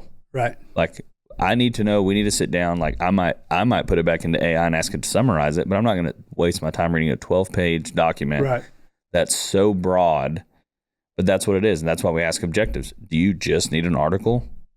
Right. Who cares? Or do you want something with a heart behind it? That's right. And that's why we do it old school. It's heart, it's blood, sweat, and tears. Right. When you were talking, I did think of something. We're doing AI. We're using AI for processing trail camera photographs. And that's still in infancy. It's not polished yet. But for example, week before last, I was in South Texas. The Safari Club International Foundation has hired my company, and we're doing a South Texas mountain lion study where we're trying to basically presence and absence of mountain lions. So we have 70 different cameras set out, and they've been out for 4 months at a time. So each camera card will hold 81,000 images. So after 4 or 5 months, we picked those cards up week before last, and they almost were all full. So you can imagine, 70 cameras with 81,000 photos on each SD card. It's a lot. That's a lot of millions. And so we're using AI to process those photographs for us to recognize, a mountain lion versus a deer versus a javelina versus a raccoon. And it's going well. The machine is getting smarter with more experience, I guess you'd say, more experienced and able to recognize mountain lions in different poses, not just broadside looking at the camera, but maybe walking away, walking to you, maybe out of focus. And so we are using AI in that regard, and it's pretty interesting, but it's not polished. I can't hang my hat on it just yet. Yeah, but that has helped, because we're going through millions of photographs. I was going to say that should be like somewhere like 56 million or 56.7 million. Yeah. It's like, I I go through my like 3 little cameras in Melvin, and I'm like, man, 1,000 photos a day is a lot. Yeah. And so you'll go cross-eyed real quick. Yeah. And like we talked about earlier, time. yes, That machine, we can run it all night long. We go to bed, turn on the machine, and we go to sleep. Machine runs all night long. We wake up in the morning and it's processed 300,000 photographs. that's incredible. Yeah. And so it'll throw it into a questionable bucket. It'll sort them by species, and then there'll be just a bucket of unidentified. And so obviously we're going through those. It might be still several thousand. And it could be a blurry photograph. It could be a feral hog at a weird angle or something to that effect. A hog rolling over upside down. The computer doesn't recognize an upside down hog, for example. When a bird flies across the screen and you get this angel looking, demonic thing, it doesn't recognize that. So it throws it in the unidentified bucket. So we have to go through the bucket and say, oh, well, that was a, lesser nighthawk flying by, or it was a spider on the screen. Over. Yeah, exactly. So it's not foolproof. It's not there yet. But boy, can you imagine looking at 56 million trail cameras? I don't even want to attempt that. I don't either. Right. So there's an AI use that we are using. But yeah, it's still blood, sweat, and tears. We type it out old school because it's personal. It's to you and nobody else. And you can share it with anybody you want to. But I'm writing my letter to you based on our site visit. And it's as personal. It's only to me and you as I can get it. You can share it. You can post it online. You can give it away. But I'm writing my letter to you because you're hiring me. And it's based on the conversation we had during that moment in time. So we don't do cut and paste. Maybe some very minimal stuff, high level cut and paste, but it's blood, sweat, and tears. We type it out old school. So earlier you mentioned all the different kind of properties you work with, whether it's high fence, low fence, no fence, hunting, not hunting, and I mean, even fisheries. So like, can you kind of walk through how you approach each one of those? And I know that could probably be a whole podcast in and of itself. Right. But I guess just from like a 10,000 foot view is either what are some of the questions you ask those people, because to me, the biggest one is the hunting versus non-hunting. Like, to me, that's interesting because people like to preserve animals, but at a certain point, by helping them so much, and if you're just listening, I'm doing air quotes, by helping them so much, you might just overpopulate them, which hurts them to a certain point. So how do you manage that? Let's just start there, hunting versus non-hunting. Yeah, so that would get into definitions, conservation versus preservation. So let's just talk about the reintroduction of wolves in the northern states. Thank God we don't have them in Texas. We don't want them in Texas. That's more of a preservation. They put the wolves up there and they don't want anybody touching them, hands off. Well, then that creates a problem because the wolves multiply and wolves eat. In order to eat, they have to kill. And they're non-selective. They're opportunistic. First come, first serve. They can catch a cow. They can catch a horse a lot easier than they catch a deer. Right. See what I mean? And so the wolf reintroduction is a problem because of the preservationist. They want to set it up like a trophy. They want to set it on the counter or the table and never touch it. You can't do that. Walt Disney lied to them. It doesn't work that way. It's not like a bottle of bourbon. You can't put it on the shelf and leave it there and watch it appreciate in value. That's not how it works. Conservation is you put it on the shelf and then you manage it there. You manage it through habitat. You manage it through density and sex ratios. And that means it may mean harvesting, may mean trapping. See what I mean? So the neighborhoods that love to have deer on the edge of town, oh, let's don't shoot the deer. Okay, well, that's fine. We don't have to shoot them, but here pretty quick, we're going to start running over them, and they're going to eat everything in your yard. And in about 6 months or a year, you're going to be pissed off. So we don't have to hunt them, but we do have to trap them. Right. We do have to do something to control their numbers because they're going to eat, they're going to breed, and they're going to multiply. So just talking about deer, and this could be anywhere, I tell people they can't add or subtract, but they can multiply. And so it could be rats, rabbits, wolves, elephants. They don't know how to add. They don't know how to subtract, but they can multiply. They're going to eat, they're going to breed, and they're going to multiply. Therefore, preservation cannot work long term. It has to be conservation. Conservation is the hands-on management thereof. So it may or may not involve killing, but it does involve reduction of the herd. And so that comes in, like I say, darting, trapping, drop netting, drive netting. There's a lot of ways of doing it. Moving, relocation, whatever the buzzword is you want to. So you don't have to shoot them. You don't have to shoot them at all. So I work with several ranches where we're in the exotic industry, hadn't shot an animal off the ranch in 10 years, but they've made a great living producing animals, and we come in there with a helicopter, for example, or a dart gun, for example, and get the animals off the range. We're conserving, just like EWA and, conservation through commerce, all of that, those aren't buzzwords. That's reality. Right. It's not my opinion. Those are facts. So EWA nailed it. Conservation through commerce, that's what conservation is. So I work with anti-hunters, and I understand it, and I get it. And if you're in a neighborhood in downtown San Antonio, it's an impossibility to be a hunter anyway. It's against the ordinance. It's unsafe. So yeah, I'm an anti-hunter in downtown San Antonio, if you want to look at it that way. Right. I'm 100% anti-hunting in downtown San Antonio. But my conservation says I got to bring in a drop net. I need to bring in a dart gun because I'm a conservationist and I'm a realist, reality, and not a preservationist. Those are big, big differences. Let's talk about high fence and low fence. I don't understand what the problem is. I don't understand any conflict because a high fence is a public declaration that you and your neighbor have different goals and objectives. We've been talking about goals and objectives all day today. So what's the problem? You and I are neighbors. You want exotics. I don't want exotics. How are we going to solve that? I only want native deer. You only want exotics. Who's wrong? Who's right? Nobody. You own your ranch. You have your set of goals and objectives. I own my ranch. I have my set of goals and objectives. We live in Texas, thank God. And we have that freedom and that ability. Now, to protect your exotics, or if I want to prevent your exotics to come on my ranch, and you want to protect your investment of exotics, somebody is going to need to erect a high fence. You could build 100% of it. It could be all your high fence on your land, not mine. Move it in 6 inches, it's all yours. Or if I don't want them, I could build the high fence on my ranch to keep your animals off of my ranch. Or we can go have lunch and we can agree, you pay half, I'll pay half.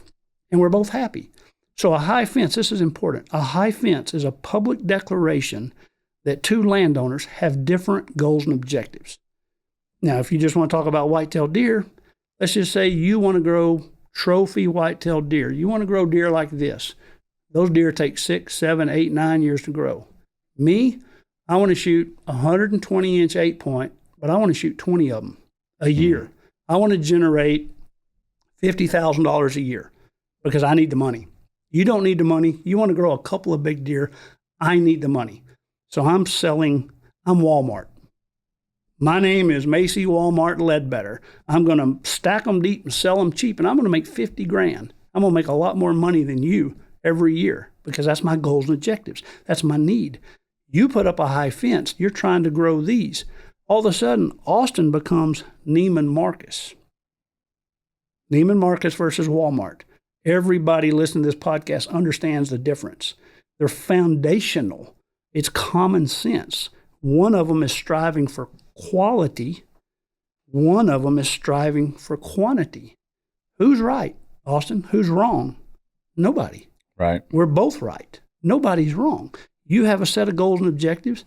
My set of goals and objectives are radically different. So one of us has to put up a high fence because these animals can jump a low fence, right?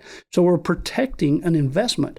I don't want your big, ugly deer on my ranch because I'm unwilling to wait for them that long to get that big, right? I'm churning and burning. I'm stacking them deep and selling them cheap, baby, and I'm making money, way more money than you.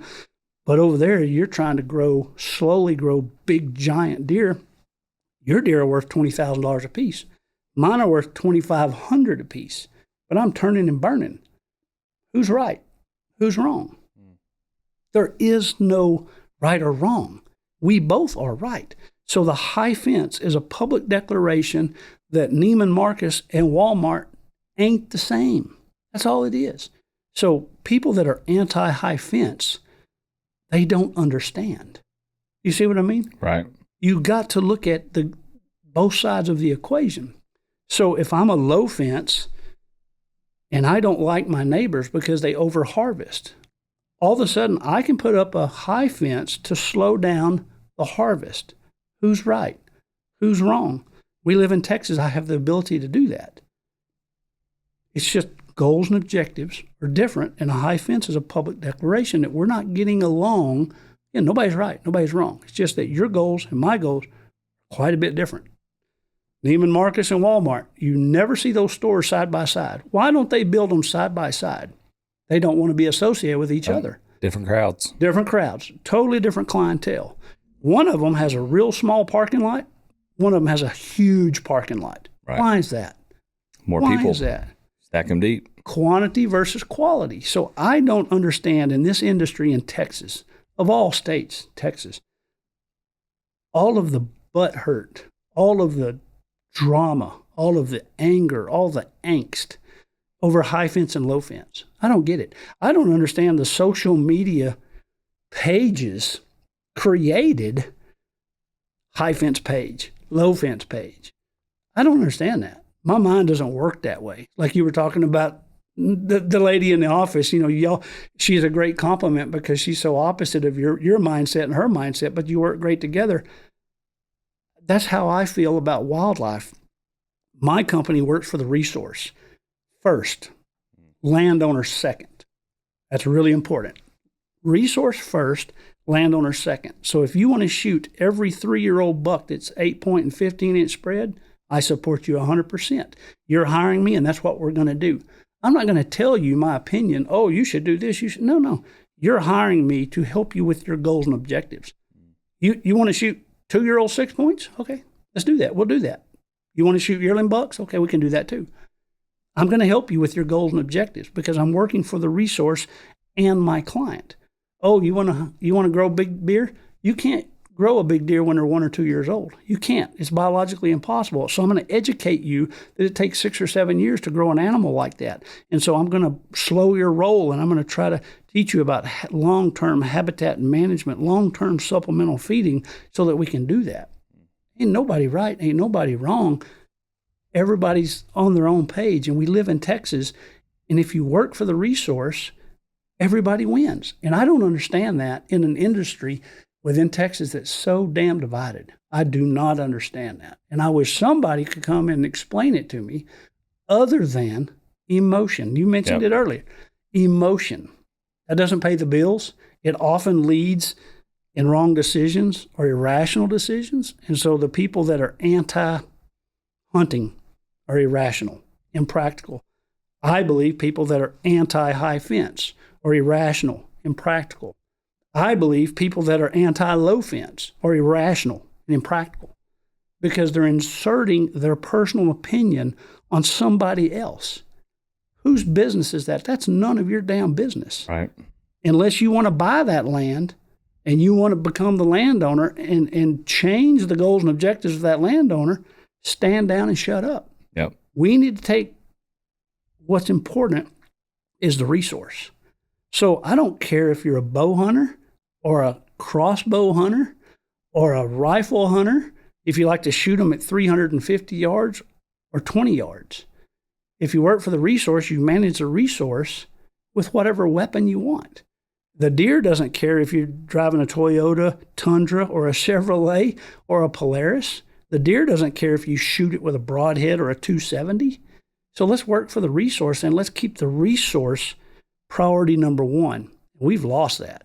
We in Texas have fragmented just like the habitat. We have created problems where they should not exist. And now they're huge problems because of emotion. I don't understand that. Resource first, goals and objectives second. And that's what our business strives on. And so Yeah. that's why I can work across the aisle. I'm doing air quotes, across the aisle. I can go to the high fence guys. I can go to the deer breeders because I understand it. Their goals and objectives are a lot different than low fence. I own a low fence ranch. We've been talking about my ranch all day. It's 100% low fence. Why is that? Is it not because I'm anti-high fence? Because the majority of my clients are high fence. I'll be honest with you. If you just looked at the sheer numbers, the bulk of them are high fence. My property remains low fence because I know the commitment and the resources required to manage wildlife behind a high fence because they can't really leave. So it's like having kids all over again. So imagine whatever age you are and you want to high fence your ranch, you might as well go have some kids because that level of responsibility exists on your ranch. You have food, water, shelter, protection for the duration of their life. Yep. Just like you having a child. You are on the hook responsibility-wise. And so my personal ranch, I don't have the time. I'm on the road more than I'm home. So I can't physically, ethically, morally, financially provide the level of responsibility on my own ranch to high fence it. But you're going to pay me to help you manage your high fence. So that's how I look at things. So I own a low fence. Nothing to do with anti-high fence, but I know the level of responsibility, ethically, morally, physically, financially, it takes to manage a high fence. And Right. I'm unwilling and even unable to do it. So I own a low fence ranch. Yep. But the bulk of my clients are high fence. Yep. High fence allows you to reach your goals and objectives oftentimes much quicker. And what that means is typically 6 or 7 years, you're going to see tangible results, not emotional, hoping results. I'm talking about data-driven results. You put up a high fence and you start doing all you're doing in there, 6 or 7 years, you're going to look back at your young deer, like your 3-year-olds, and say, look at that giant 3-year-old. We've never seen a deer that big, and he's only 3, for example. We've never seen this many coveys of quail since I put up the high fence. You're like, what the hell does a high fence have to do with quail? Some of the best hunting in Texas for quail is behind a high fence because you're forced to manage the predators. You're forced to manage the habitat. You're forced to manage the grazing. You're forced to manage the deer density. All of that impacts quail habitat. So some of the very finest quail habitat in Texas is behind a high fence because that level of responsibility to manage the species across the landscape. So I'm probably going off on a tangent here because I'm passionate, dude. I'm passionate about it, but honestly, I don't understand all these different associations, all these different factions, all these websites that are, banging on each other. It makes no sense. But what would it look like? What would it look like if we were all working for the resource?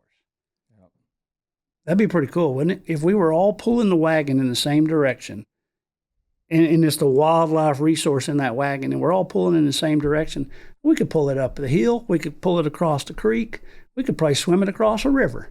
But right now, we can't even drive it in a circle because everybody's got their opinions, right, about how you should do your ranch versus I should do mine. And that bothers me about the industry, talking about the wildlife industry as a whole. We're just as fractured as the habitat. And I think everybody here understands what fractured habitat does. It's a loss. Everything loses on habitat fragmentation. So I'll get off that high horse now. No, I think that is a phenomenal point to bring up. And I've even considered trying to get 3 or 4 organizations on here just to talk. Now, someone set up to probably cause a fight, but I think that's the problem. Is I think that the aspect of if we all said resource first, everything else is after. That's right. Now, that's where I think some people are going to want to define resource. And now I think that's why that we have to have like a Webster's dictionary of it, not your opinion of resource. That's right. So, but yeah, that's been my thing with any and all organizations from statewide, nationwide, whatever. The organization was started for a reason with a purpose. There's even been some organizations that started that split, and they're fighting for the same thing, and they can't even agree on that. much less high fence, low fence, no fence, hunting, no hunting.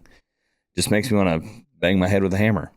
Me too, brother. But that's what I'm looking for when my 3-year-old and my 1-year-old are 30 years old. I don't want them to have to, like, from a marketing standpoint, I sign up and I become members and life members of 20, 30 organizations just to help, but also to have it on there and be like, hey, look, I'm a supporter. Well, I thought you do marketing for high fence. Hire me for your low fence. Mm-hmm. I don't care. I love marketing. I love wildlife. I love all the things. I'm not against you.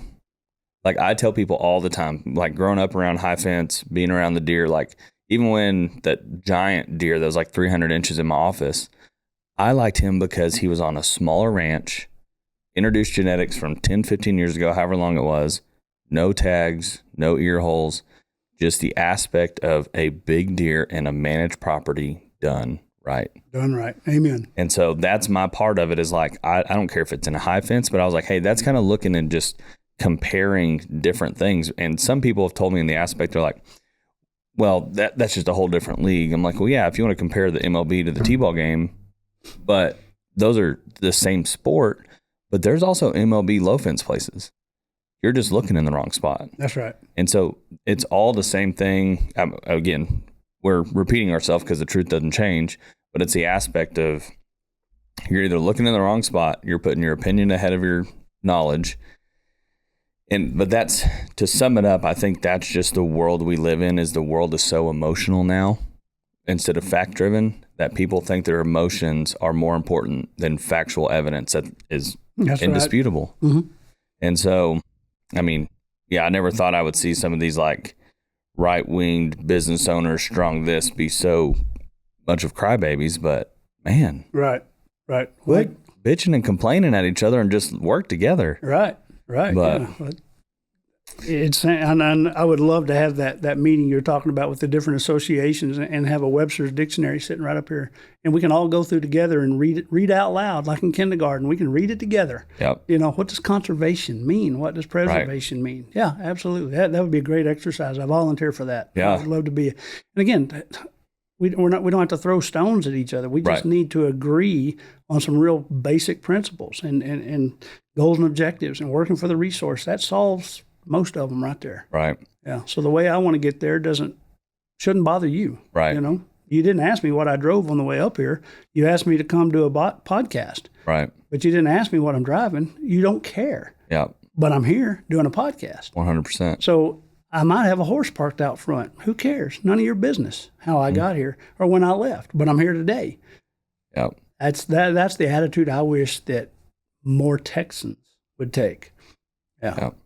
Yeah, I did a drone seminar with DJI whenever it was in San Marcos, and I don't know, I signed up and went and just to see what they said, because I had questions around flying on wildlife, and not that it matters, but half the panel seemed to be a little more left leaning, half the panel seemed to be a little more right leaning. And so I was kind of listening to their questions, and they're flying them over whales on different projects and, you know, maybe some stuff out in the mountains. Well, I asked, and they kind of got somewhat into the wildlife. Like, that was one small subsect of it. But I asked them, I was like, so at what point are we bothering, air quotes again, bothering the wildlife like you talked about with our drones and what's legal and what's not legal? They said, as long as it's for conservation.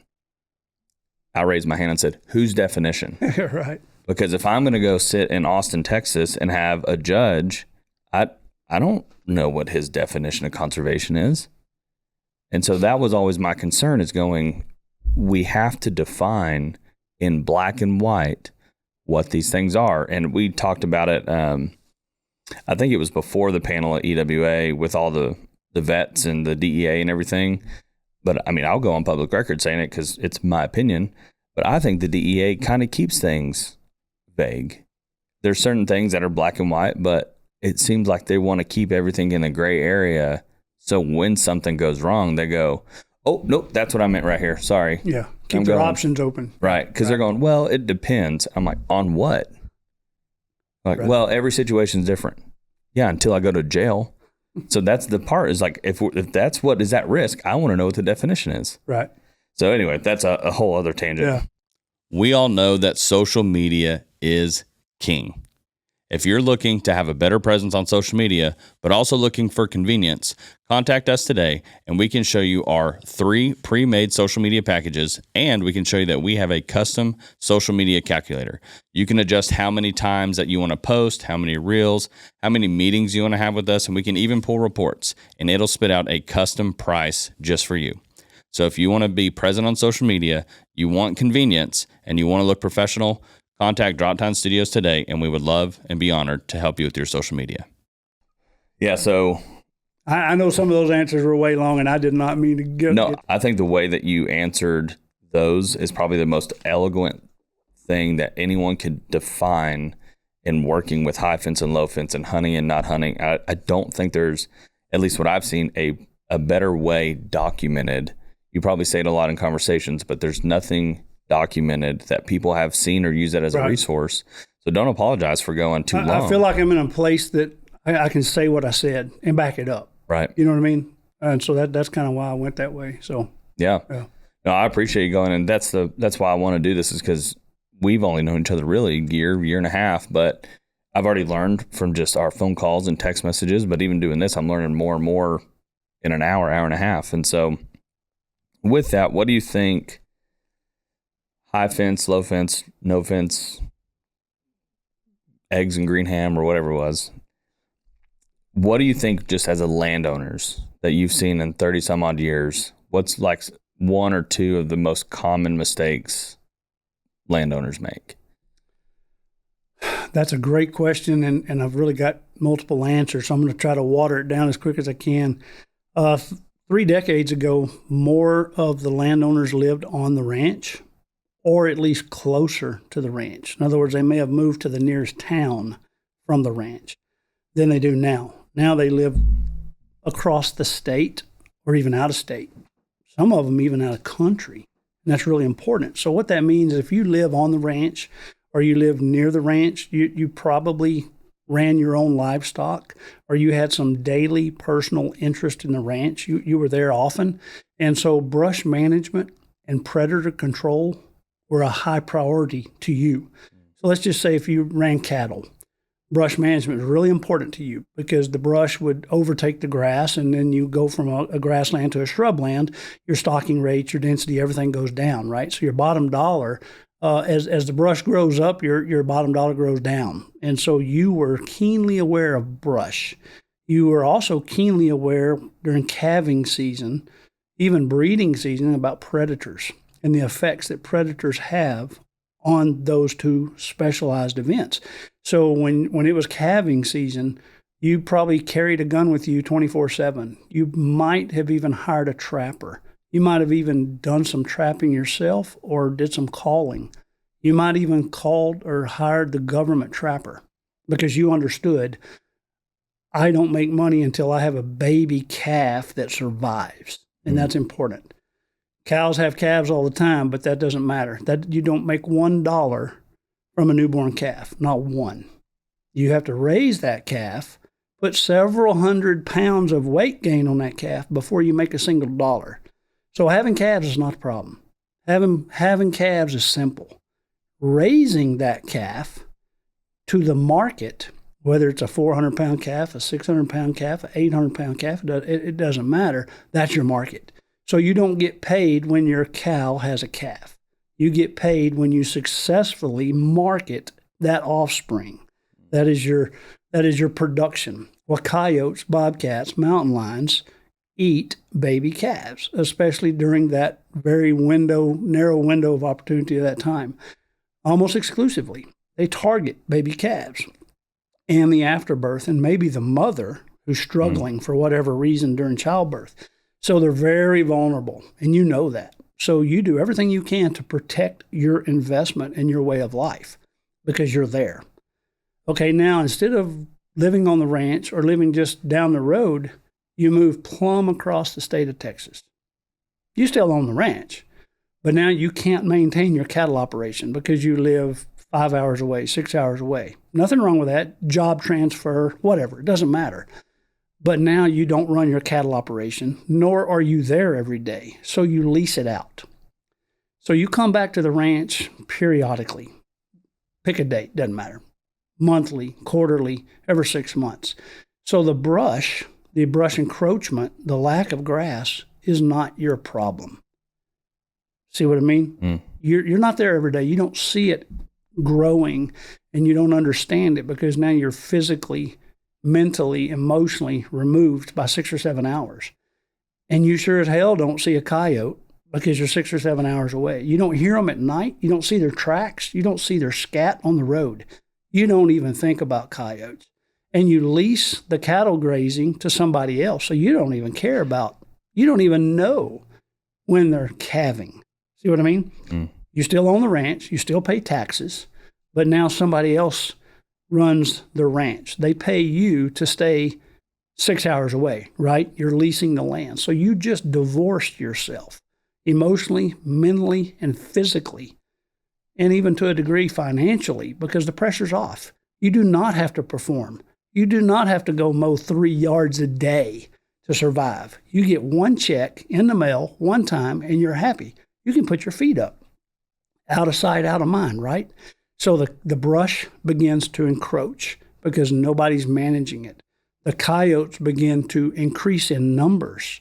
They get over on the neighbors. They're just increasing numbers. And all of a sudden, a couple of years later, your cattle leaser leaves. He calls you. He says, hey, I'm out. I can't do it anymore. The coyotes are wearing me out. And you're like, what are you talking about, coyotes? Well, I'll meet you at the ranch. Let's renegotiate the lease. I'll be there next Saturday. So you drive 6 hours to the ranch, and you look out what used to be a hay meadow. And now there's mesquite trees that are 6 foot tall, and there's prickly pear 2 foot tall. You can't even see the fence line on the other side of the, quote, hay meadow, because it's no longer a hay meadow. And you're shocked. You're shocked because you haven't seen it in months, maybe years. So landowners allowed that. You still are the steward of the land. You are responsible for maintaining the good health and quality of that ranch. And you fumbled. You took your eye off the ball. So long way to answer your short question. It's brush encroachment, number one. That's what I see as a biologist, as an ecologist, as a habitat manager. Lack of brush management or brush encroachment, however you want to spin it, makes you feel good. But then predator control is a huge number two. It's behind brush management, but they go hand in hand. If you had less brush or it was better managed, you likely have fewer predators.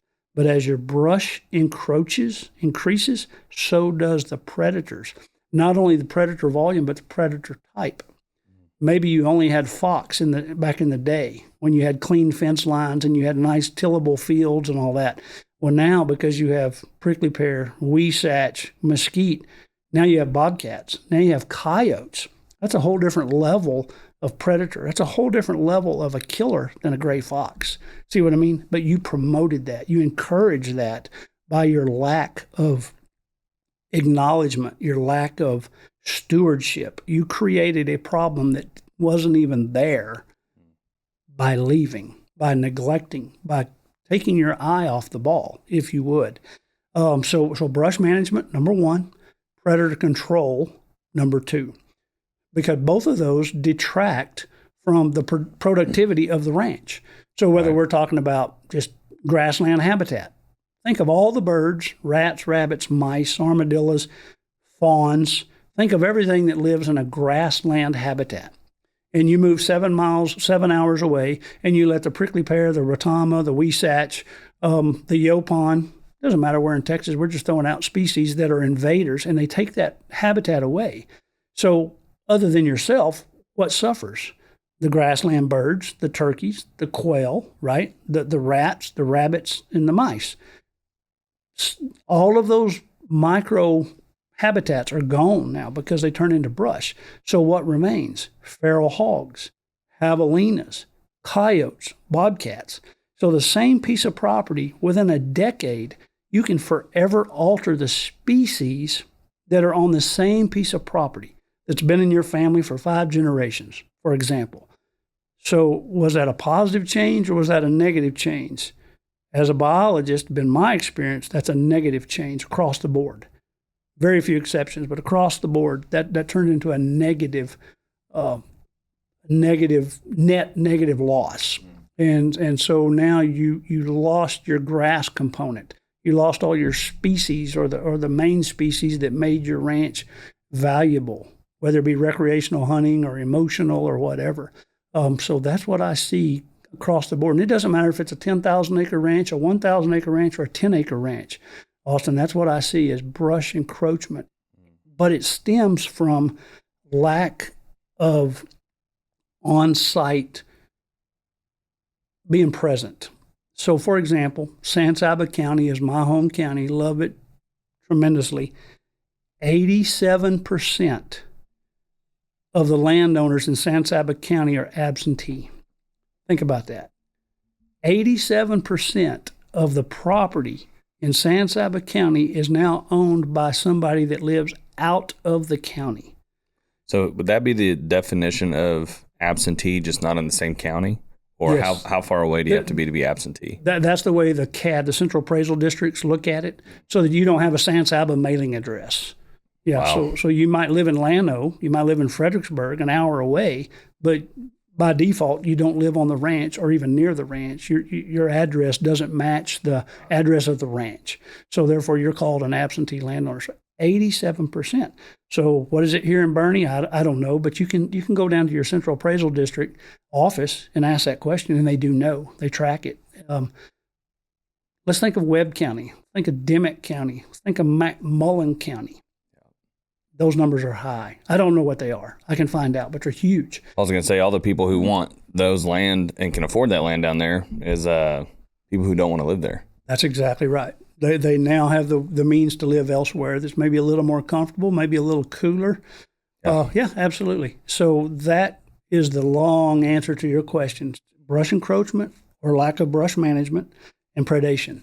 And those two negatively impact all of our native species and most of our exotic species. We've been talking about exotics. Most of your exotic species that you can think of, or the mounts you have in this office, are negatively impacted by predation and brush encroachment. So it's a net loss. So those are the two biggies. Both of those are expensive to fix, to repair, but they're also expensive to maintain, and that's why they were dropped immediately, Right. because it takes maintenance. If you own a house in town, you have to maintain the house or the house will fall down. You have to repair the roof. You might have to paint it occasionally. You might have to resod the yard. You have to maintain anything. Your vehicle, you have to change the oil and change the tires or the vehicle's worthless. A ranch is no different. You have to maintain it. And usually it's brush and predator control. One more thing on predator control. Back when everybody lived on the ranch, when livestock dominated the agricultural production, each county, including this county right here in Bernie, Texas, had government trappers. Government trappers, kind of like a Parks and Wildlife biologist. They work for, quote, free. I'm doing air quotes. They work for free or very cheap. And they would come in, their state agency, they would come onto your property and trap predators for either free or a very nominal fee.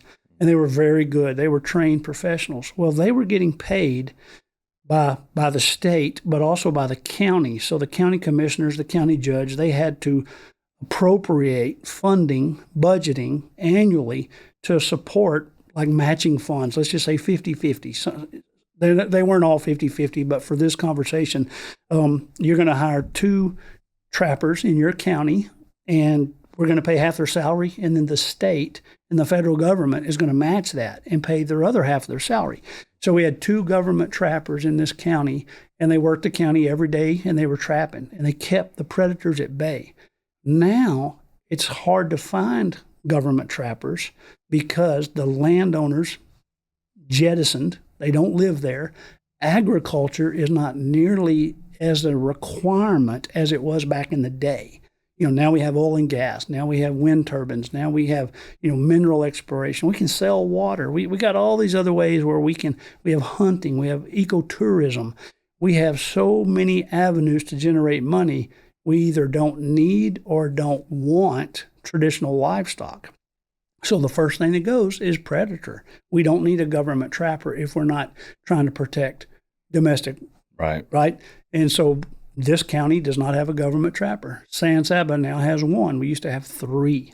So when you lose your government trapper, the professionals, it's left up to the landowner. Well, the landowner moves 6 hours away. Who's going to do it? Nobody's going to do it. So the predator numbers are through the roof right now. So, Walt Disney got it wrong. I said it before. Walt Disney got it wrong and people believed it.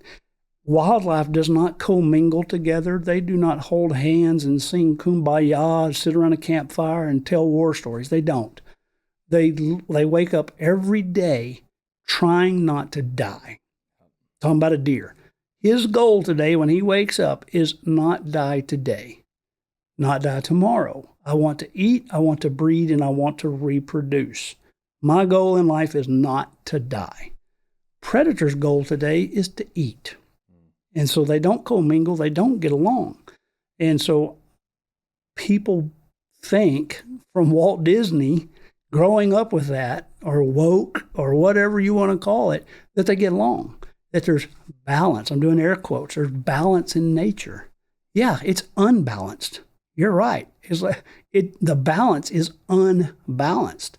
And so after 34 years, now I'm a data guy, I'm a survey guy. We literally count deer day and night now. We have thermal drones, so we're counting them at night. We use helicopters. I think we've done 180 something helicopter surveys and almost 100 drone surveys this year. So a couple of million acres that we have flown over specifically counting wildlife. And there is a direct correlation. I've got the data. It's not my emotion. It's not my opinion. I'm not giving you any of my opinions. I'm telling you the facts. After 34 years as the predator, you can call that whatever you want. You can define predator, whatever. But as the predator density increases, the production is a direct inverse relationship and decreases. So, for example, your ranch in Melvin. If you called me and said, Macy, I saw 7 coyotes on my ranch this week, I would say, Austin, you don't have very many fawns. And you would say, well, let me put out a trail camera. And you would, 2 weeks later, you call me and say, you're right, I saw 2 fawns. And I say, I already knew that. You see what I mean? Because if your predator numbers are that high on your ranch, your production has to be low because they wake up every morning and their goal in life is to go kill something to eat. Project number 1, kill something to eat. And so if you're a fawn, you're right there on the list. Because remember, as the brush encroaches and you go from a grassland to a shrubland, all the rats, rabbits, and mice are gone. Most of our predators we're talking about here today, they want to eat rats, rabbits, and mice. That's what they want. They're abundant. They're everywhere, easy to kill, very digestible, nutrient dense. I mean, that's the Luby's buffets, rats, rabbits, and mice for your predators. But as your brush increases and your grass decreases, that habitat goes away. So does your density of rats, rabbits, and mice. So what's the next thing up the food chain? A whitetail fawn or a whitetail yearling or a baby calf. So they're eating them because that's the next thing on the food pyramid. You see what I'm saying? And there's no government trappers. You don't live on your ranch in Melvin. You're a long ways from Melvin. So who's going to help the predators? I mean, who's going to help the production? The fawns, the rats, the rabbits. So brush management would be your first line of defense. Overwhelm the predators with their preferred forage, rats, rabbits, and mice. You don't hunt those, and there's very little economic value there. But rats, rabbits, and mice protect your fawns, and there is value there. So we are fawn farmers, and we're also rats, rabbits, and mice farmers. That doesn't sound very. That's not what my A&M degree tells me. Right. That's not what it says. That's not what I went to college for. That's what your data tells you. But my data says we're fawn farmers. My data says we need to raise rats, rabbits, and mice in great volume so that we can lower our impact to predation because we don't have as many tools available for predator control because we live off-site. We have helicopters, we have trappers, we have things we can do, but that's a 1 or 2 or 3 day a week, a year type project. You see what I'm saying? Right. But if you lived on the ranch, if you lived in Melvin every day, and you carried a gun with you every day, there probably would be no coyotes. There would be very low predator density. So your production, whatever that production we're talking about is, would be through the roof. Right. And you could support yourself living on the ranch, but you don't live there. It's out of sight, out of mind. You're removed from that property. So are you managing that property? We sure like to talk about it. Makes great magazine fodder, But are you really managing it if there's 7 coyotes eating out there today and we're in Bernie filming a podcast? Nope. So that's a reality. Again, it's not my opinion. That's 34 years. So right. as your predators, the take-home message is as your predators increase. So if you're talking about quail management, a predator now is a raccoon. A predator now is a possum. A predator now is a skunk, right? If you're trying to raise quail. If you're trying to raise turkey, a predator is all of those plus a gray fox, plus a bobcat, plus a ringtail. You see what I mean? So I'm just throwing out the word predator, and that can be anything you want it to be because it depends on what? Your goals and objectives, right? Everything comes back to your goals and objectives. So if I want to mass produce whitetail deer, then I have a long list of predators. I have to do some kind of control mechanisms, plural, long-term, dedicated effort to protect the offspring that I'm trying to produce. Same thing if I'm raising cattle. Same thing if I'm raising sheep and goats. But first and foremost, I've got to raise rabbits and mice and rats because that's what my predators want. And when they run out of their preferred forage, then they're going up the food chain to get the bigger animals. Right. So brush management and predator control, I can't stress that enough. Yeah, I was shocked even when, like, we just did a little drone survey with you, and I was shocked to see that, like y'all's write-up said we had a 70% fawn survival. Not shocked in the aspect of that, but even the little bit of management we try to do, as I try to even take my own numbers. But I was more shocked to say they saw 1 coyote out there. And I was like, I haven't seen a coyote out there in 6-7 years. But I know they're there. Right. Even if I can't see them, I know they're there. And so the average fawn survival, I did probably 35, maybe as many as 40 helicopter surveys in McCulloch County, Melvin in particular, in that area, north and south, even up in those wind turbines and all that. The average this year was 60, really? The average fawn survival. So your fawn survival was higher than average, but because you only saw 1 coyote. You see what I mean? So your predator number was low to the point. It's an inverse relationship. You have a very low predator population, but you have a very high production. So in my earlier example, if we'd have counted 7, you would have had a 30% or 20%, and you'd be scratching your head. And I'd be saying, man, in 5 years, you're going to be hunting a ghost. And you're going to say, what are you talking about? And I'm going to say, well, you only got, 3 buck fawns born this year. And by the time they get 5 years old, natural mortality and roadkill and rattlesnakes and fences and cars, they're not going to be anything left. And so you're going to go out there deer hunting. It doesn't matter if it rains or not that year. It doesn't matter. You're going to be hunting a ghost. And it's hard to tag a ghost. Yeah. It's even harder to eat one. So we got to start mass producing fawns today so that we have something to harvest tomorrow. Right. So if you're Walmart and you want to shoot 2-year-old bucks, you still got to have fawns today. Right. If you want to grow these giant monster deer in 7 years, guess what? It starts even earlier.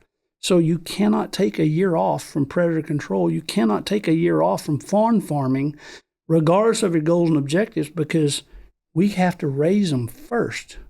We have to produce them, then we have to raise them. Right.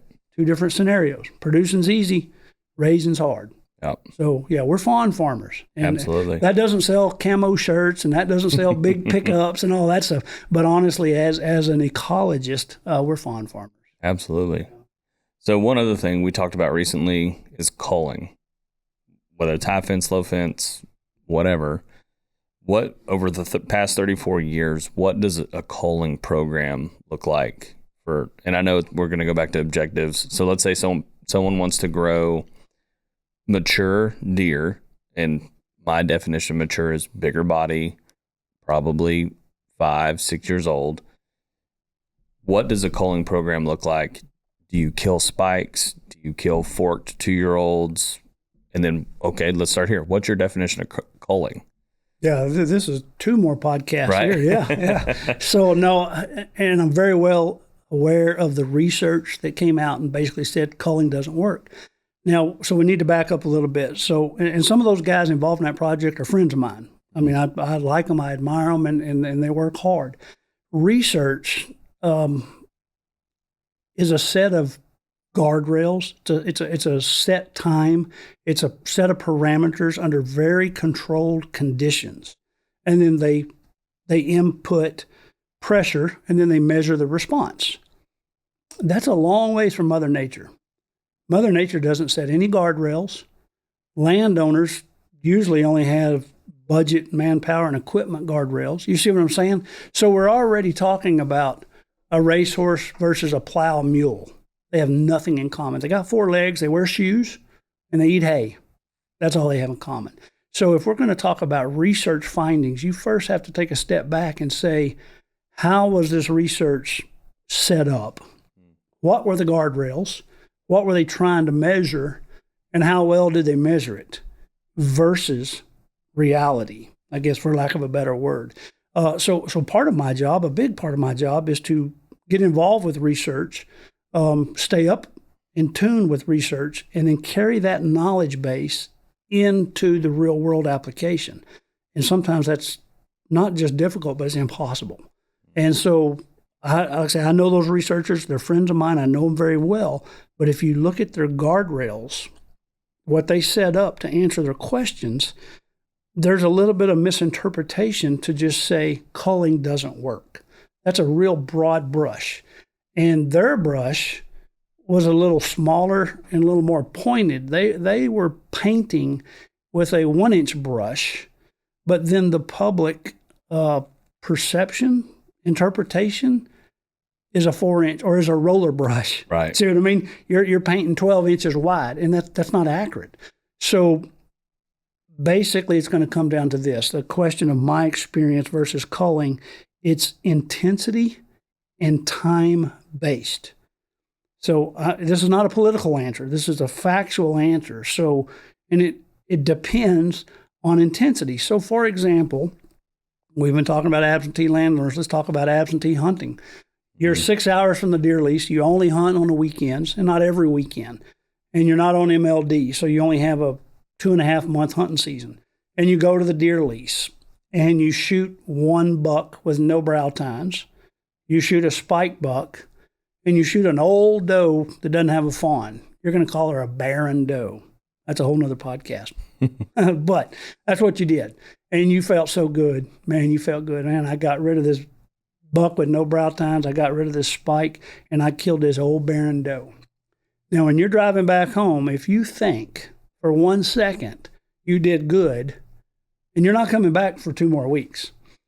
If you think you did good, then I hate to disappoint you, because you're low fence. You were there for 4 hours. You killed 3 deer, and you won't be back for a couple of weeks. So I'll be the first one to tell you, culling does not work. In that scenario, you won't live long enough. I won't live long enough. We won't live long enough to see the results, because the intensity was not enough. Because, for example, there might have been, let's just say, 400 deer in the neighborhood. It's low fence, right? So how big is the neighborhood? 5 square miles, right? Deer travel a long ways. Not the 1 square mile, but about 5 square miles. So let's just say there's 400 deer in your low fence neighborhood that have at least some access to your property, and you shot 3, and you won't be back for 2 more weeks. Really? I mean, do you think you're going to make a genetic difference? Hell no. So that is lack of intensity. That's poor intensity. So I would be the first one to say it will never work. You can't live long enough because you're not impacting density. Now let's change the scenario. You have a high fence ranch and you have a low deer density because you're trying to grow big deer. Remember Walmart and Neiman Marcus? You're a Neiman Marcus guy. We got a high fence. We have a low deer density. And I'm on MLDP. And I'm an hour from the ranch. And I got 4 buddies that know deer, and they know my goals and objectives, and they understand how to age deer, and I trust them unconditionally. And so I'm an hour from the ranch. We're there not every weekend. We're there every Thursday, Friday, Saturday, and Sunday, and we're on MLD, so now we can hunt 5 months long. And we're going to kill, let's just say, 60 deer. I got 100. Well, that may be too heavy. I got 100 deer on my ranch, and we're going to kill 40. That's a reasonable number. That's a fair recommendation. And you got 4 hunters out there, and you're there 4 to 5 days a week for 5.5 months. And you're knowledgeable, and you're consistent, and you're out there before they breed. Remember, MLD was created to Managed Land Deer Permit. What does that mean? That means Parks and Wildlife, because I was there when we did it. I was part of the discussion. We'll get to that later. Parks and Wildlife did not create that permit. The Texas legislature created that permit, forced it on Parks and Wildlife. This is important. Parks and Wildlife fought it. They were against the MLD permit because it was too long and too liberal, and it reduced the individual bag limit. Texas legislature forced Parks and Wildlife to create the permit against their will. That's why it was free. They had to use it as a carrot, as an incentive to improve your herd and habitat management. That's a whole nother podcast. Sounds like you're going to have to be a monthly guest. Oh, come on, let's do it. Let's do it. So you have all this MLD permit. The MLD permit was designed to manage the herd pre-rut. That's why it starts so much earlier, basically any open deer season, so during archery season. Right. They even talked about making it earlier, but the archers, the bow hunters, threw a fit. And then you got to worry about fawns and spotted fawns and all that. So anyway, so in your scenario, we have 100 deer, we're going to go kill 40, and you have 4 highly educated, experienced guys, and they know your goals and objectives. Y'all are on the same page, and you go out there and you take most of those 40 out of the herd before they breed. The majority of them, 75% of them. You took out that old doe that didn't raise a fawn. For whatever reason, who cares? She didn't. She's probably not barren, but she didn't raise a fawn. It doesn't matter. She didn't raise a product, so you don't care. It shouldn't matter to you. Why? The fact is she didn't. And you're still paying taxes. You're still got a feed bill, all that stuff. So who cares? Take her off the payroll. Get her out of the high fence, because we don't need a doe that's non-producing. It doesn't matter why she's non-producing. Right. We don't care if it's her fault or not. The facts remain she didn't produce, and you, by definition, are a fawn farmer. So why are you allowing her free room and board? You're going to go broke. Ask how many cow guys, keep a cow that doesn't have a baby. The answer is 0. Why? Because they go broke, right? So same idea. We have animal husbandry 101. That's all we're doing is animal husbandry here. So then we're going to kill every buck that we can identify physically, logistically, that we don't like for any reason. Whitetail buck management is simple, Austin. Simple. Anybody can do it. You ask yourself 2 questions. Do I like him? This is a yes or no question. It's not a debate, not a coin toss. Do I like him? Now, the answer to that is based on your goals and objectives, right? This is getting personal. This is your ranch, your goals and objectives. Does Austin like this buck? Because bucks wear their genetics on their head, called phenotype. You can see his genetic potential. You as the landowner, you as the hunter with a rifle in your hand or the bow in your hand, do you like that deer? Yes or no? If you answer yes, you, for whatever reason, number of points, time length, spread, who cares? Personal decision. Nobody else can answer that but you. You're the landowner. Only you have your goals and objectives in your mind. This is personal. It's you and the deer. Nobody else matters. All that noise doesn't matter. Do you like him? Yes or no? The answer is yes. Then you ask yourself one more question. Do I want to see more of the same?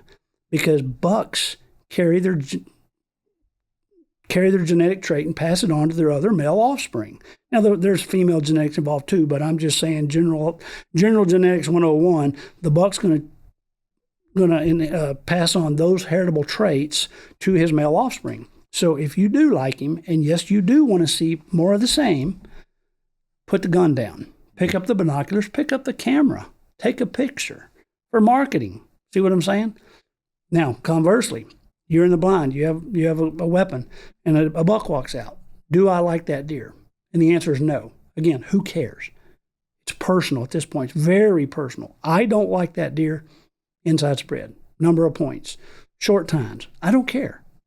You as the landowner said, nope, I don't like him. So you don't want to see, by default, you've already answered the second question is no. No, I don't want to see more of them because I don't like the first one. Put down your binoculars as fast as you can. Pick up your gun and kill that deer. Don't wait for little Johnny to show up in Thanksgiving and getting out of school break and all that crap. He should have been there today, right? You can take a picture and say, hey, you should have been here. I just killed this 7-point. So you kill that buck as fast as you can. You just altered the genetics within that high fence forever because that buck will no longer breed, right? You have a high fence, right? No deer's coming in, no deer's coming out.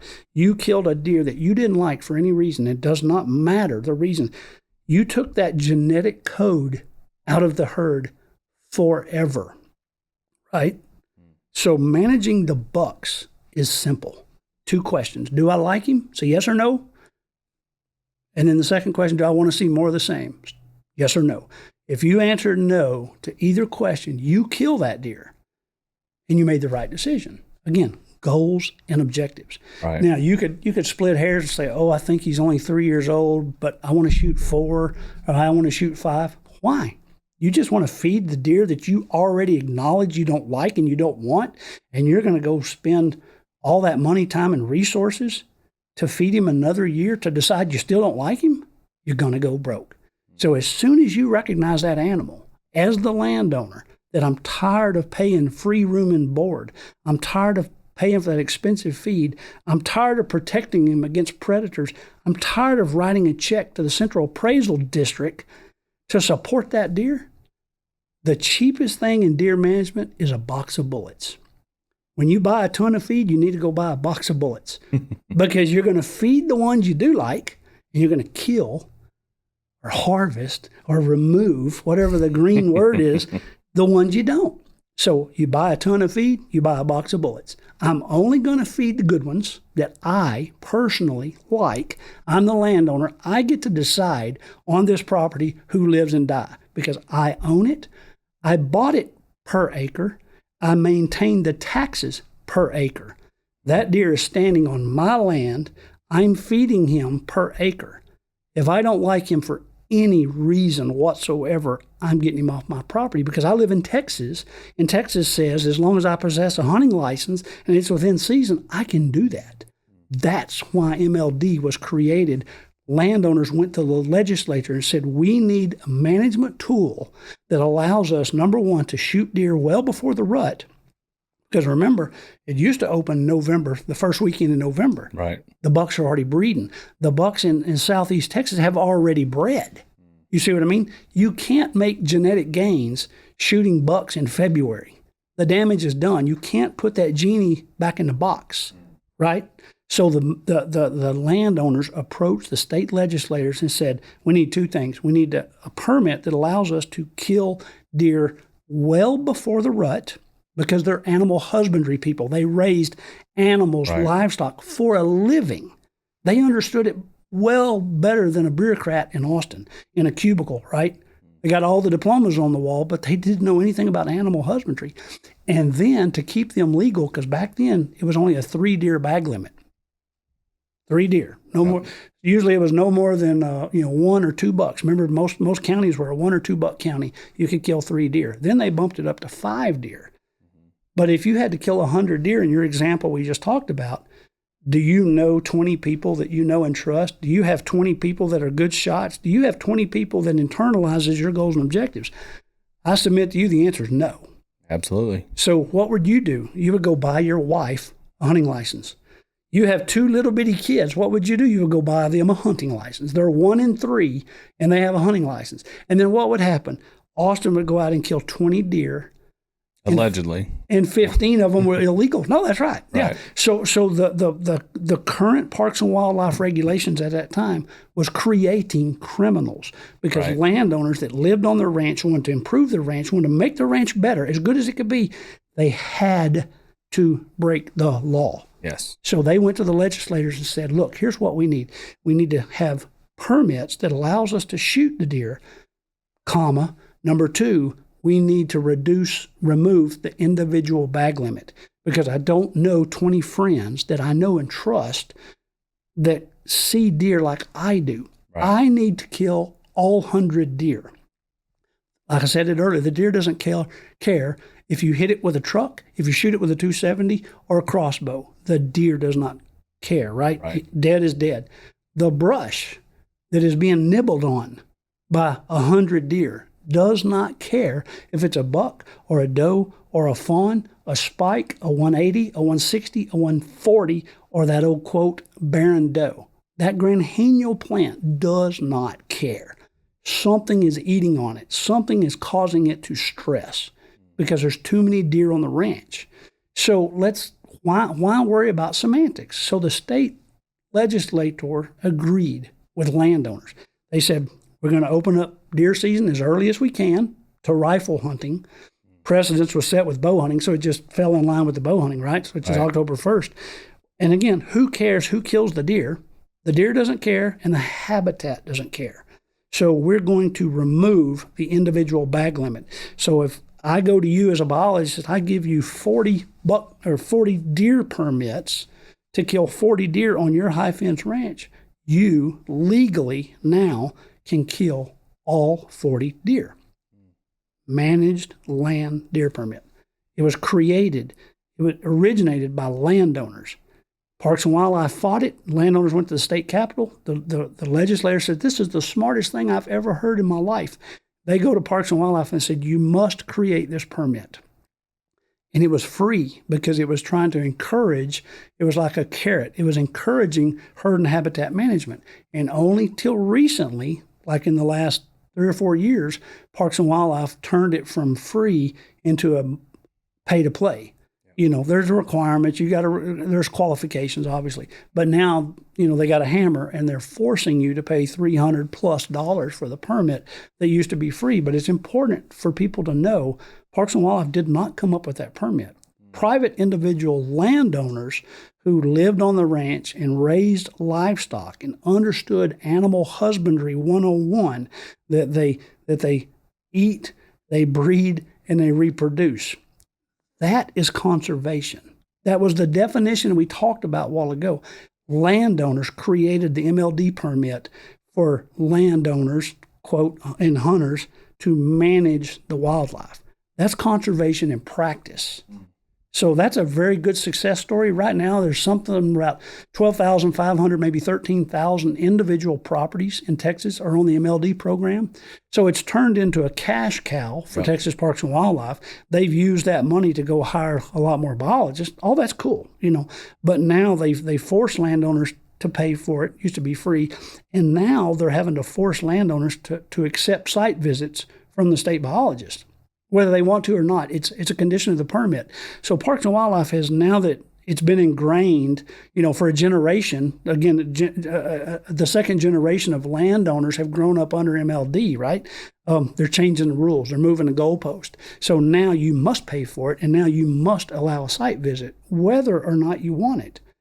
And so there's people that are getting out of the program because they don't want, air quotes, big government on their ranch, in their business. So when it used to be free and it used to be incentive-based, there were 16 or 17,000 landowners.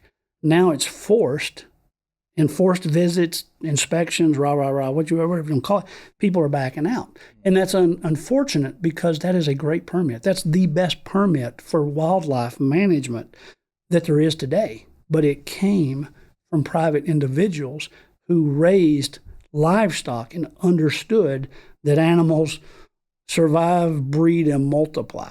But yet those numbers needed to be conserved. The problem was they were a native game animal. And obviously Parks and Wildlife has the legislative authority to set seasons of bag limits. So that's why the exotics are treated so different. You know, it is private property. They're non-native. And so you can hunt them year-round, trap them, all that stuff.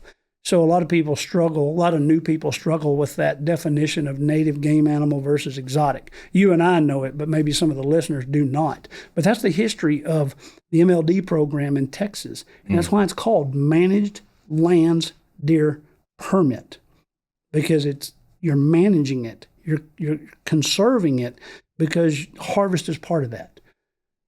So little history there, but it came from landowners that understood their deer farmers, that wanted to cull their animals before they breed. So I'm getting back to the culling, right? That's a long answer to short question. So the landowners already knew the answer to that research 25 years ago. It's like, if you don't want that bull breeding that cow, get rid of the bull, or get rid of the cow. It doesn't matter. It takes two to tango, right? And you got to have two. So all you have to do is remove half of it. So half of the input yields 100% results, right? If you're input, output, all I got to do is remove half of the input and I get 100% of the results. So you got a high fence, you have 100 deer. You take out those 40 deer, let's just say it was, $15 and 35 doe or 25, right, whatever the number is. You take out the old, you take out the decrepit, you take out the ones that are mean, you take out the aggressive ones, because that's traits. It's heritable, right? 100%. Look at human history and crimes, and it's genetic and environmentally influenced. And then you take out all the bucks you don't like for any reason. It doesn't matter. Helps your property. Helps your property. So I make a living, and my career is what it is because culling works. Why would you, Austin, need to put up a high fence to be Neiman Marcus to protect your investment from me as Walmart if culling doesn't work? If a high fence is a public declaration that two landowners have different goals and objectives, how can you sit there and tell me with a straight face culling is not part of that, when every landowner in the state of Texas knows factually culling is a huge part of it? Now, culling realizes its gains quicker behind a high fence because you're controlling everything. By putting money in your pocket, you put it in there, you know it's in there, and you can take it out. What if you had a hole in your pocket and you kept putting money in your pocket? How much money's in there? You have no idea. Maybe none. You got a hole in your pocket, right? Mm. So the first order of financial management is controlling your money. You have to control your money. The first order of business in controlling wildlife or managing wildlife or managing livestock is controlling your numbers. Why did the first settlers in Texas put up fences? Why? To control and protect their livestock, not their wildlife. They didn't give a damn about that. They were shooting deer year round. They were surviving. But they brought with them milk cows, horses, mules, and pigs. I'm reading a really cool book on the history of Texas right now. It's in 1835. And a lot of the immigrants are coming from the, Missouri, Arkansas, Tennessee, Georgia, and they're coming across East Texas, and they're coming into Bexar County and New Braunfels. Well, there was already a strong German immigrant community there, and they were still coming through there trying to get their land set up. And they all were bringing, like I say, meat goats, pigs. I had no idea a pig could walk from Tennessee to Texas, but they can. They're the domestic pigs, right? Right. And like in Lonesome Dove, they were following the wagon. That stuff happened. Mm. So once they got to where they want to build their house on their 40 acres or their 60 acres, after they built the house, what was the second thing they did? Put a fence up. A fence. Why? So they could control their livestock. If they could control their livestock, that meant they could control their own, but they could also keep the neighbors away. See what I mean? So I'm controlling yours by putting up a high fence because I don't want you on me. So the settlers in 1800s did the same thing. So you can't tell me the system doesn't work, right? And so if animals, just like humans, if they survive and they breed and reproduce, and all I got to do is manipulate half of the equation, yet get 100% of the benefit, how does that math not work? See what I'm saying? So again, I'm not putting shadows on that research project at all. Those are friends of mine. But they put up some guardrails. You have to. That's research, right? Under these conditions, under this timeline, under these inputs, we're going to measure the output. And they said, it's going to take longer than we took. That was the answer to their question is, under these guardrails, under these circumstances, moment in time, culling didn't work. Well, then the layperson and the general population took that and ran with it and said, oh my God, culling doesn't work. I'm here to tell you, culling works. All of the animals that we have today are because of culling. You see what I mean? Right. Racehorses, chickens, dogs, cows, English breeds. I mean, we could go on and on. So, but I'm going to tell you that it's based on intensity over time. Yes. So in our first example, if you only hunted on weekends, you're a weekend warrior and you shot 3 deer and you had 400, it'll never work. You won't live long enough. But if Austin owns a high fence and there's 100 deer in there and he kills 40 in 3 years, you're going to be the biggest fan of culling in your life. Yep. Because you're going to cull them, and then you're going to feed the hell out of them, because deer survive, breed, and reproduce. So you're going to kill the ones you don't like for any reason, because it's very personal, and nobody can tell you which one to kill. You are the landowner. You pay the taxes. You decide your goals and objectives, whatever they are, and you're not wrong. You're not wrong at all. And you act on your goals and objectives, and you kill those animals to that degree aggressively, and you only allow the survivors to breed. That's called evolution. That's called evolution. Things change over time. So if you're left at the end of that deer season with 60 deer that you like, because you've already passed judgment on them, you're the ruler, you're the judge, you decide I'm not going to kill them, so you allow them to breed, then their offspring is going to be better than the ones you killed, right? And the ones you killed never got the opportunity to breed. So in that scenario, that's kind of the scenario I live in. That's kind of the scenario I work in. Culling is a huge factor, and I'm here to tell everybody my entire career is built on culling. Other things, but culling is a huge part of it. So I'm here to dispel that common knowledge, misknowledge that culling doesn't work. That is not what they said. That is not what they said. But they set up some real parameters, real narrow parameters with guardrails, and it didn't work under their conditions. But to go out there and put that on, 400 acres in Bernie, Texas, and say culling doesn't work, that's flat wrong. Right. So that's a long answer, dude. I'm sorry about that. No, I love it. I've always joked, because we used to go to shows, and the naysayers are uneducated people who just don't like high fences, as you were talking about. There was a guy at a show that walked by, and we had a really pretty deer sitting out on the table, and his son wanted to hold it and take a picture. And I mean, his son's probably 4 or 5 years old, and his dad, as they were leaving, they took their pictures, were just fine. And he was like, his son said, "Dad, that's a huge deer." He goes, "Son, he's genetically modified." And I leaned over to son and said, "And so are you, kid." That's exactly right. You chose who to marry. Yep. You chose who to reproduce with. How's that not modifying genetics? It's no different besides your opinion, which, again, it's your life. You can marry who you want and do this. But just because we choose what stays and what goes on my property doesn't mean you can naysay it and put little terms on it. That's right. But the dad did not like when I leaned over and said, "So are you, kid." Yeah. And boy, that reality hit Dad hard. So, yeah, Dad went through a culling process, a selection process, and so did Mom. Mm-hmm. Takes two to tango. So both sides agreed that they like what they see. Again, who cares? For whatever reason, both sides agreed, I like what I see. And yes, I would like to see more of the same. And guess what? A male and a female, that's what they do. Yep. So that was culling defined. That little boy was the product of intensive culling. Right. Because maybe Dad didn't have 10 more kids. Maybe Mom didn't have 10 more kids with some other dude. See what I mean? She married that man married that woman, and they had that one kid. That is severe culling. That's extreme culling at the nth degree. And they produced this awesome little kid. Right. And he could grow up to be president because of the culling pressures that was instituted in the selection process. Right. That little boy was a product of culling. So don't tell him culling doesn't work. You did great. Right. So see, education, information, and it wasn't your opinion. You were stating facts. Yep. So males and females, and there's a selection process. Those are all facts, dude.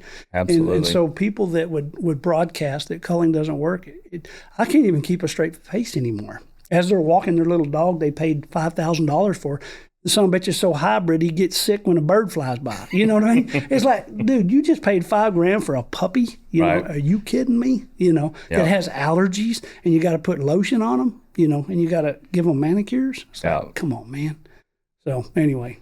That's another podcast topic. I was going to say, you are going to have to be a monthly one. Cause, you're getting me wound up over here, bro. Right? Oh, I know. It's good. And especially once you post it and people listen to it, people will call and they'll have their opinions, whether they agree with them or not. But yeah, so we're going to do a little closing. We still have, 15, 20 questions on our list, but we're going to close this. I'm going to take you to lunch, and then we'll come back and figure out if we just want to go through these or go through something more specific. But if a landowner is listening to this and they just hear what you're saying and they're like, "Man, I need that. I've never met anyone that talks the way Macy does. I've never been told any of this information." Why should they consider choosing working with you if this podcast hasn't convinced them? Right. Again, you're seeing raw honesty, nothing but the truth. Everything I said today was not my opinion. I don't think anything was my opinion. Everything was fact and experience based. And so it's springcreekoutdoors.com is our website. I'd be remiss if I didn't talk about my team just real briefly. Yep. My wife is behind the scenes. She is the brains of the operation. She's probably going to answer the phone because my other guys and I are not in the office. So Kathy is there, and she's going to run the phone and take the initial phone call. And then we've got Matt Nuremberg. He's been with us for 8 years. He lives in Post, Texas. And then my son Wade Ledbetter, he's been with us for 6 years.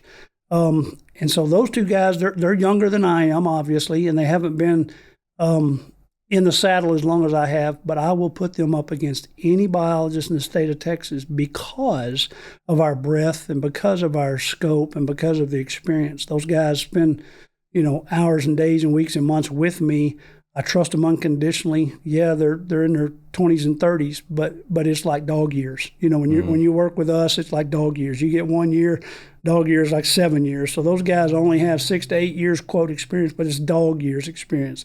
So they're very, very knowledgeable. So if you call Spring Creek Outdoors and you want a biologist, you're getting almost 50 years of hands-on, intensive, year-round. This is all we do, Austin. We don't have part-time jobs. We don't gauge. We don't do anything else. This is what we do, 365, all year long. So, again, the experience is dog years, very, very intensive. And so when you hire one, you hire all of us, basically, because we soundboard, we collaborate, we cooperate, we communicate, all of that stuff. So you're going to get bone-jarring honesty. So if you're looking for your ego to get stroked, don't call. If you're looking to strip a ranch and tear something up and rape, pillage, and plunder, don't call. We're not interested. We're not going to work with you. And that's a blessing. That is such a blessing to be in a position where we get to call, talking about call, we get to call clients just like anybody else. So we're not desperate. We want to work with people that want to work with us. So if you're long-term oriented, if you're worried about the next generation, if you're worried about the successor or the heirs of your property, and you want to look God in the eyes when that time comes and says, sir, I left it better than I found it, then you should call us. Because I promise you, if you hire Spring Creek Outdoors, I promise you, we will leave your property better than we found it. I promise you. So we all have to answer for our actions one day. And so if you want to stand in front of him and tell him that you did your best, you're tired, you're a worthy servant as instructed, and you wanted to tell him that you left it better than you found it, you call us, because that's what we're interested in. We're interested in your goals and objectives. You're not interested in our opinions, and we're not going to give them to you, even if you pay for it. We're not going to give you our opinions. We are selling experience. We're going to save you time, money, and gray hair. So we're the real deal. We're not going anywhere. We're an army of 4, and we have a truck and we'll travel, and we're not scared of anything. So that's springcreekoutdoors.com. Well, so the majority of this, we talked about the history, how you got here. What does the future look like for y'all? The future looks like it's getting smaller landowners, more and more absentee landowners. We've talked about that extensively. So we're becoming more focused on education. And some of that education, we're having to start at a different location, where we're having to go back to wild processes, predator-prey relations, food nutrient cycle, regrowth, plant, animal cycles, kind of, I'm not going to say basic, that's not the right word, but more foundational type information. So we spend a lot of time educating. Fisheries has just exploded because as the land shrinks in size, water and summertime recreation, whether it just be swimming and fishing, becomes more and more important. So we do a lot of fisheries. We go all the way from lake and pond design with heavy equipment to, if you already have an existing one, we can do surveys. We can, restock the fish feeders, aerators, all of that stuff. Because fishing, you could take your 2 kids right now and go fishing. It would be a lot harder for you to take your kids to Melvin and go deer hunting, right? They're just too young. But you can get them a Snoopy rod and reel, you can get them a Zebco 33, and we can catch 100 fish today by noon, and we can involve them in the outdoors at 1 and 3. So fisheries is the universal outdoor introduction. You could take those kids on a dove hunt. They may not shoot the gun, but they're going to watch their daddy and their mama shoot the gun. They can hold the dove. They can learn about the dove. You can explain what migratory means. You can show them what they eat for lunch. See what I mean? So we manage every species that we've talked about, and some we haven't. Migratory, waterfowl, water, habitat. So we bring it all to the table. But the future, to me, looks like these lands are getting smaller. The land owners are more and more absentee, but they're also getting more diverse. So it's not just trophy whitetail deer. That's a bread and butter, there's no doubt. We're in Texas, thank God we're in Texas. But the future looks like it's going to be more tax exemption, more wildlife ecology, like my degree says. Here I am, 57 years old, and it's coming back around. All of a sudden, I'm a wildlife ecologist, just like that piece of paper said. So ecology management, erosion control, plant community. Again, you don't have to hunt. You don't have to be a consumer.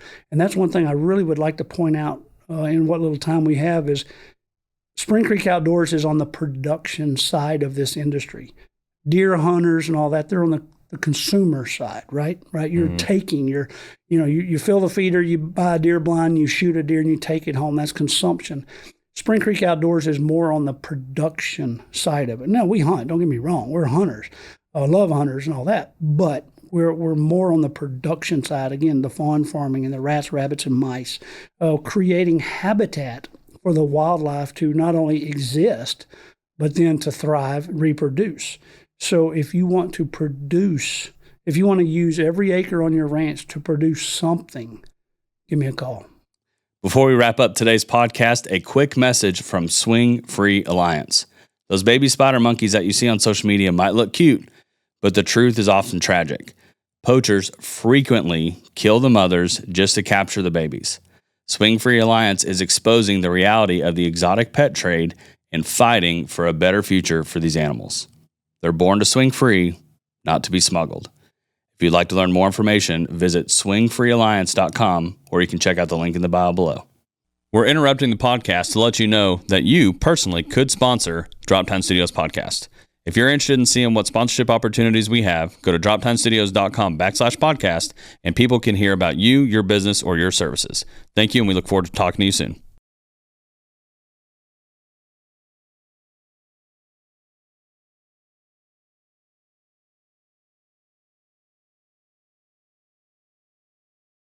So hopefully the people listening to this are not only landowners, but hopefully there's aspiring wildlife biologists. So if there's, we'll kind of end there, but if there's any up and coming wildlife biologists listening, what piece of advice would you give them?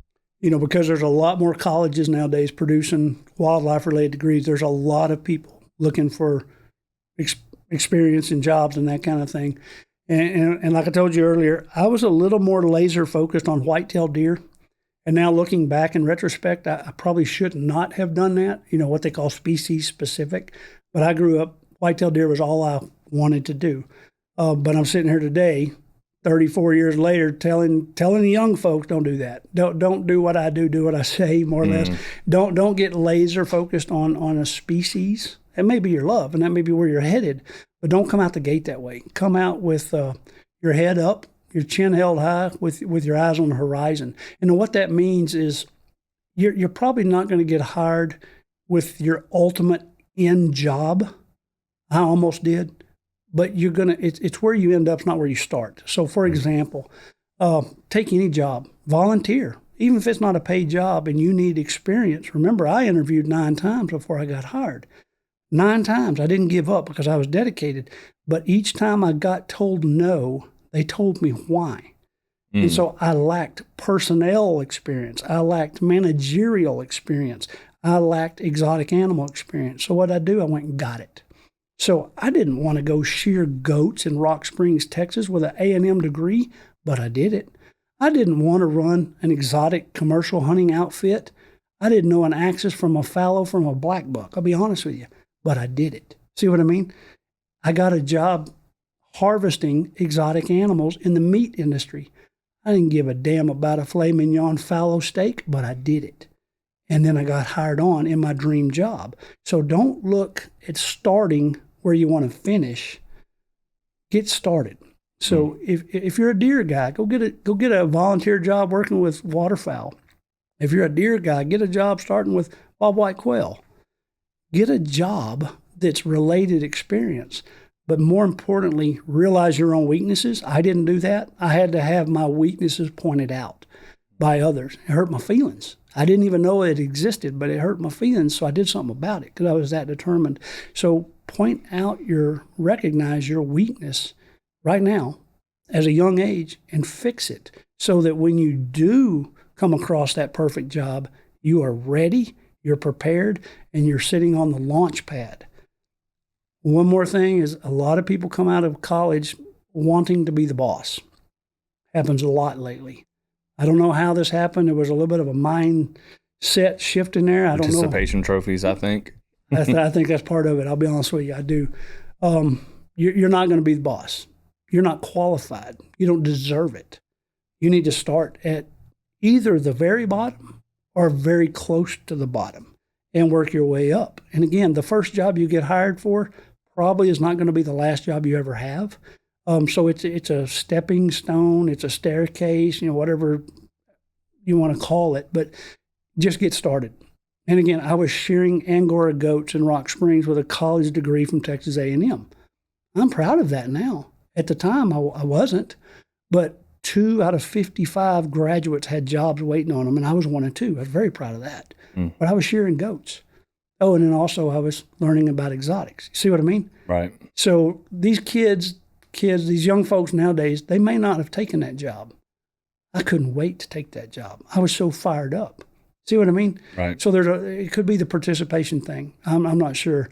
I think it's part of it. So the old dogs here, I'm telling you, get experience. Identify your weaknesses, whatever those are, and try to fix them. Or get as close to fixing them as you can. You may not fix them, but you can dang sure work towards it. And it's not where you end up. It's how you start. Don't worry about the end. It's going to take care of. God's going to take care of you. He grabbed the wheel out of my hand multiple times. I was the passenger. I was not the driver. I was not the architect. I was the passenger. And so he took really good care of me. He takes care of the dumb, and I'm living proof. I got lucky, and I was hard-headed, and I can still remember pushing that lawnmower for $15, and that's what you've got to do. You've got to have that grit and determination and take constructive criticism from those pointing out your weakness, and don't take that as a negative. Take it as a positive, and go fix it yourself. And I believe God will take the wheel, and you will be the passenger. But you got to have your eyes wide open. You got to be looking at the horizon. You got to have your chin down, and you can't be looking at your phone. Absolutely. Well, Macy, I think this has been arguably one of the best podcasts we've done, and I attribute that to you, but I know it's not going to be our last because we're going to go to lunch and we're going to come film another one. So to anyone who is listening, there will be a part 2 of this. We may continue. We won't have our set questions, but we'll see how this goes. And we know with Macy there, it's going to be a really good podcast. So I would be at fault if I didn't ask if you were listening to this and you found anything helpful. Again, it's going to help us grow. So if you would like, subscribe, do all the things, comment, I don't care, share it. But actually, that's a lie. I do care. We are trying to grow this podcast to help people like you who are listening, whether you're a landowner, whether you are a young biologist trying to come up, whether you're just someone who's interested in this industry. I sound like an influencer and I feel stupid asking, but please like, share, and subscribe and comment, and we'll catch y'all in the next one. Thanks.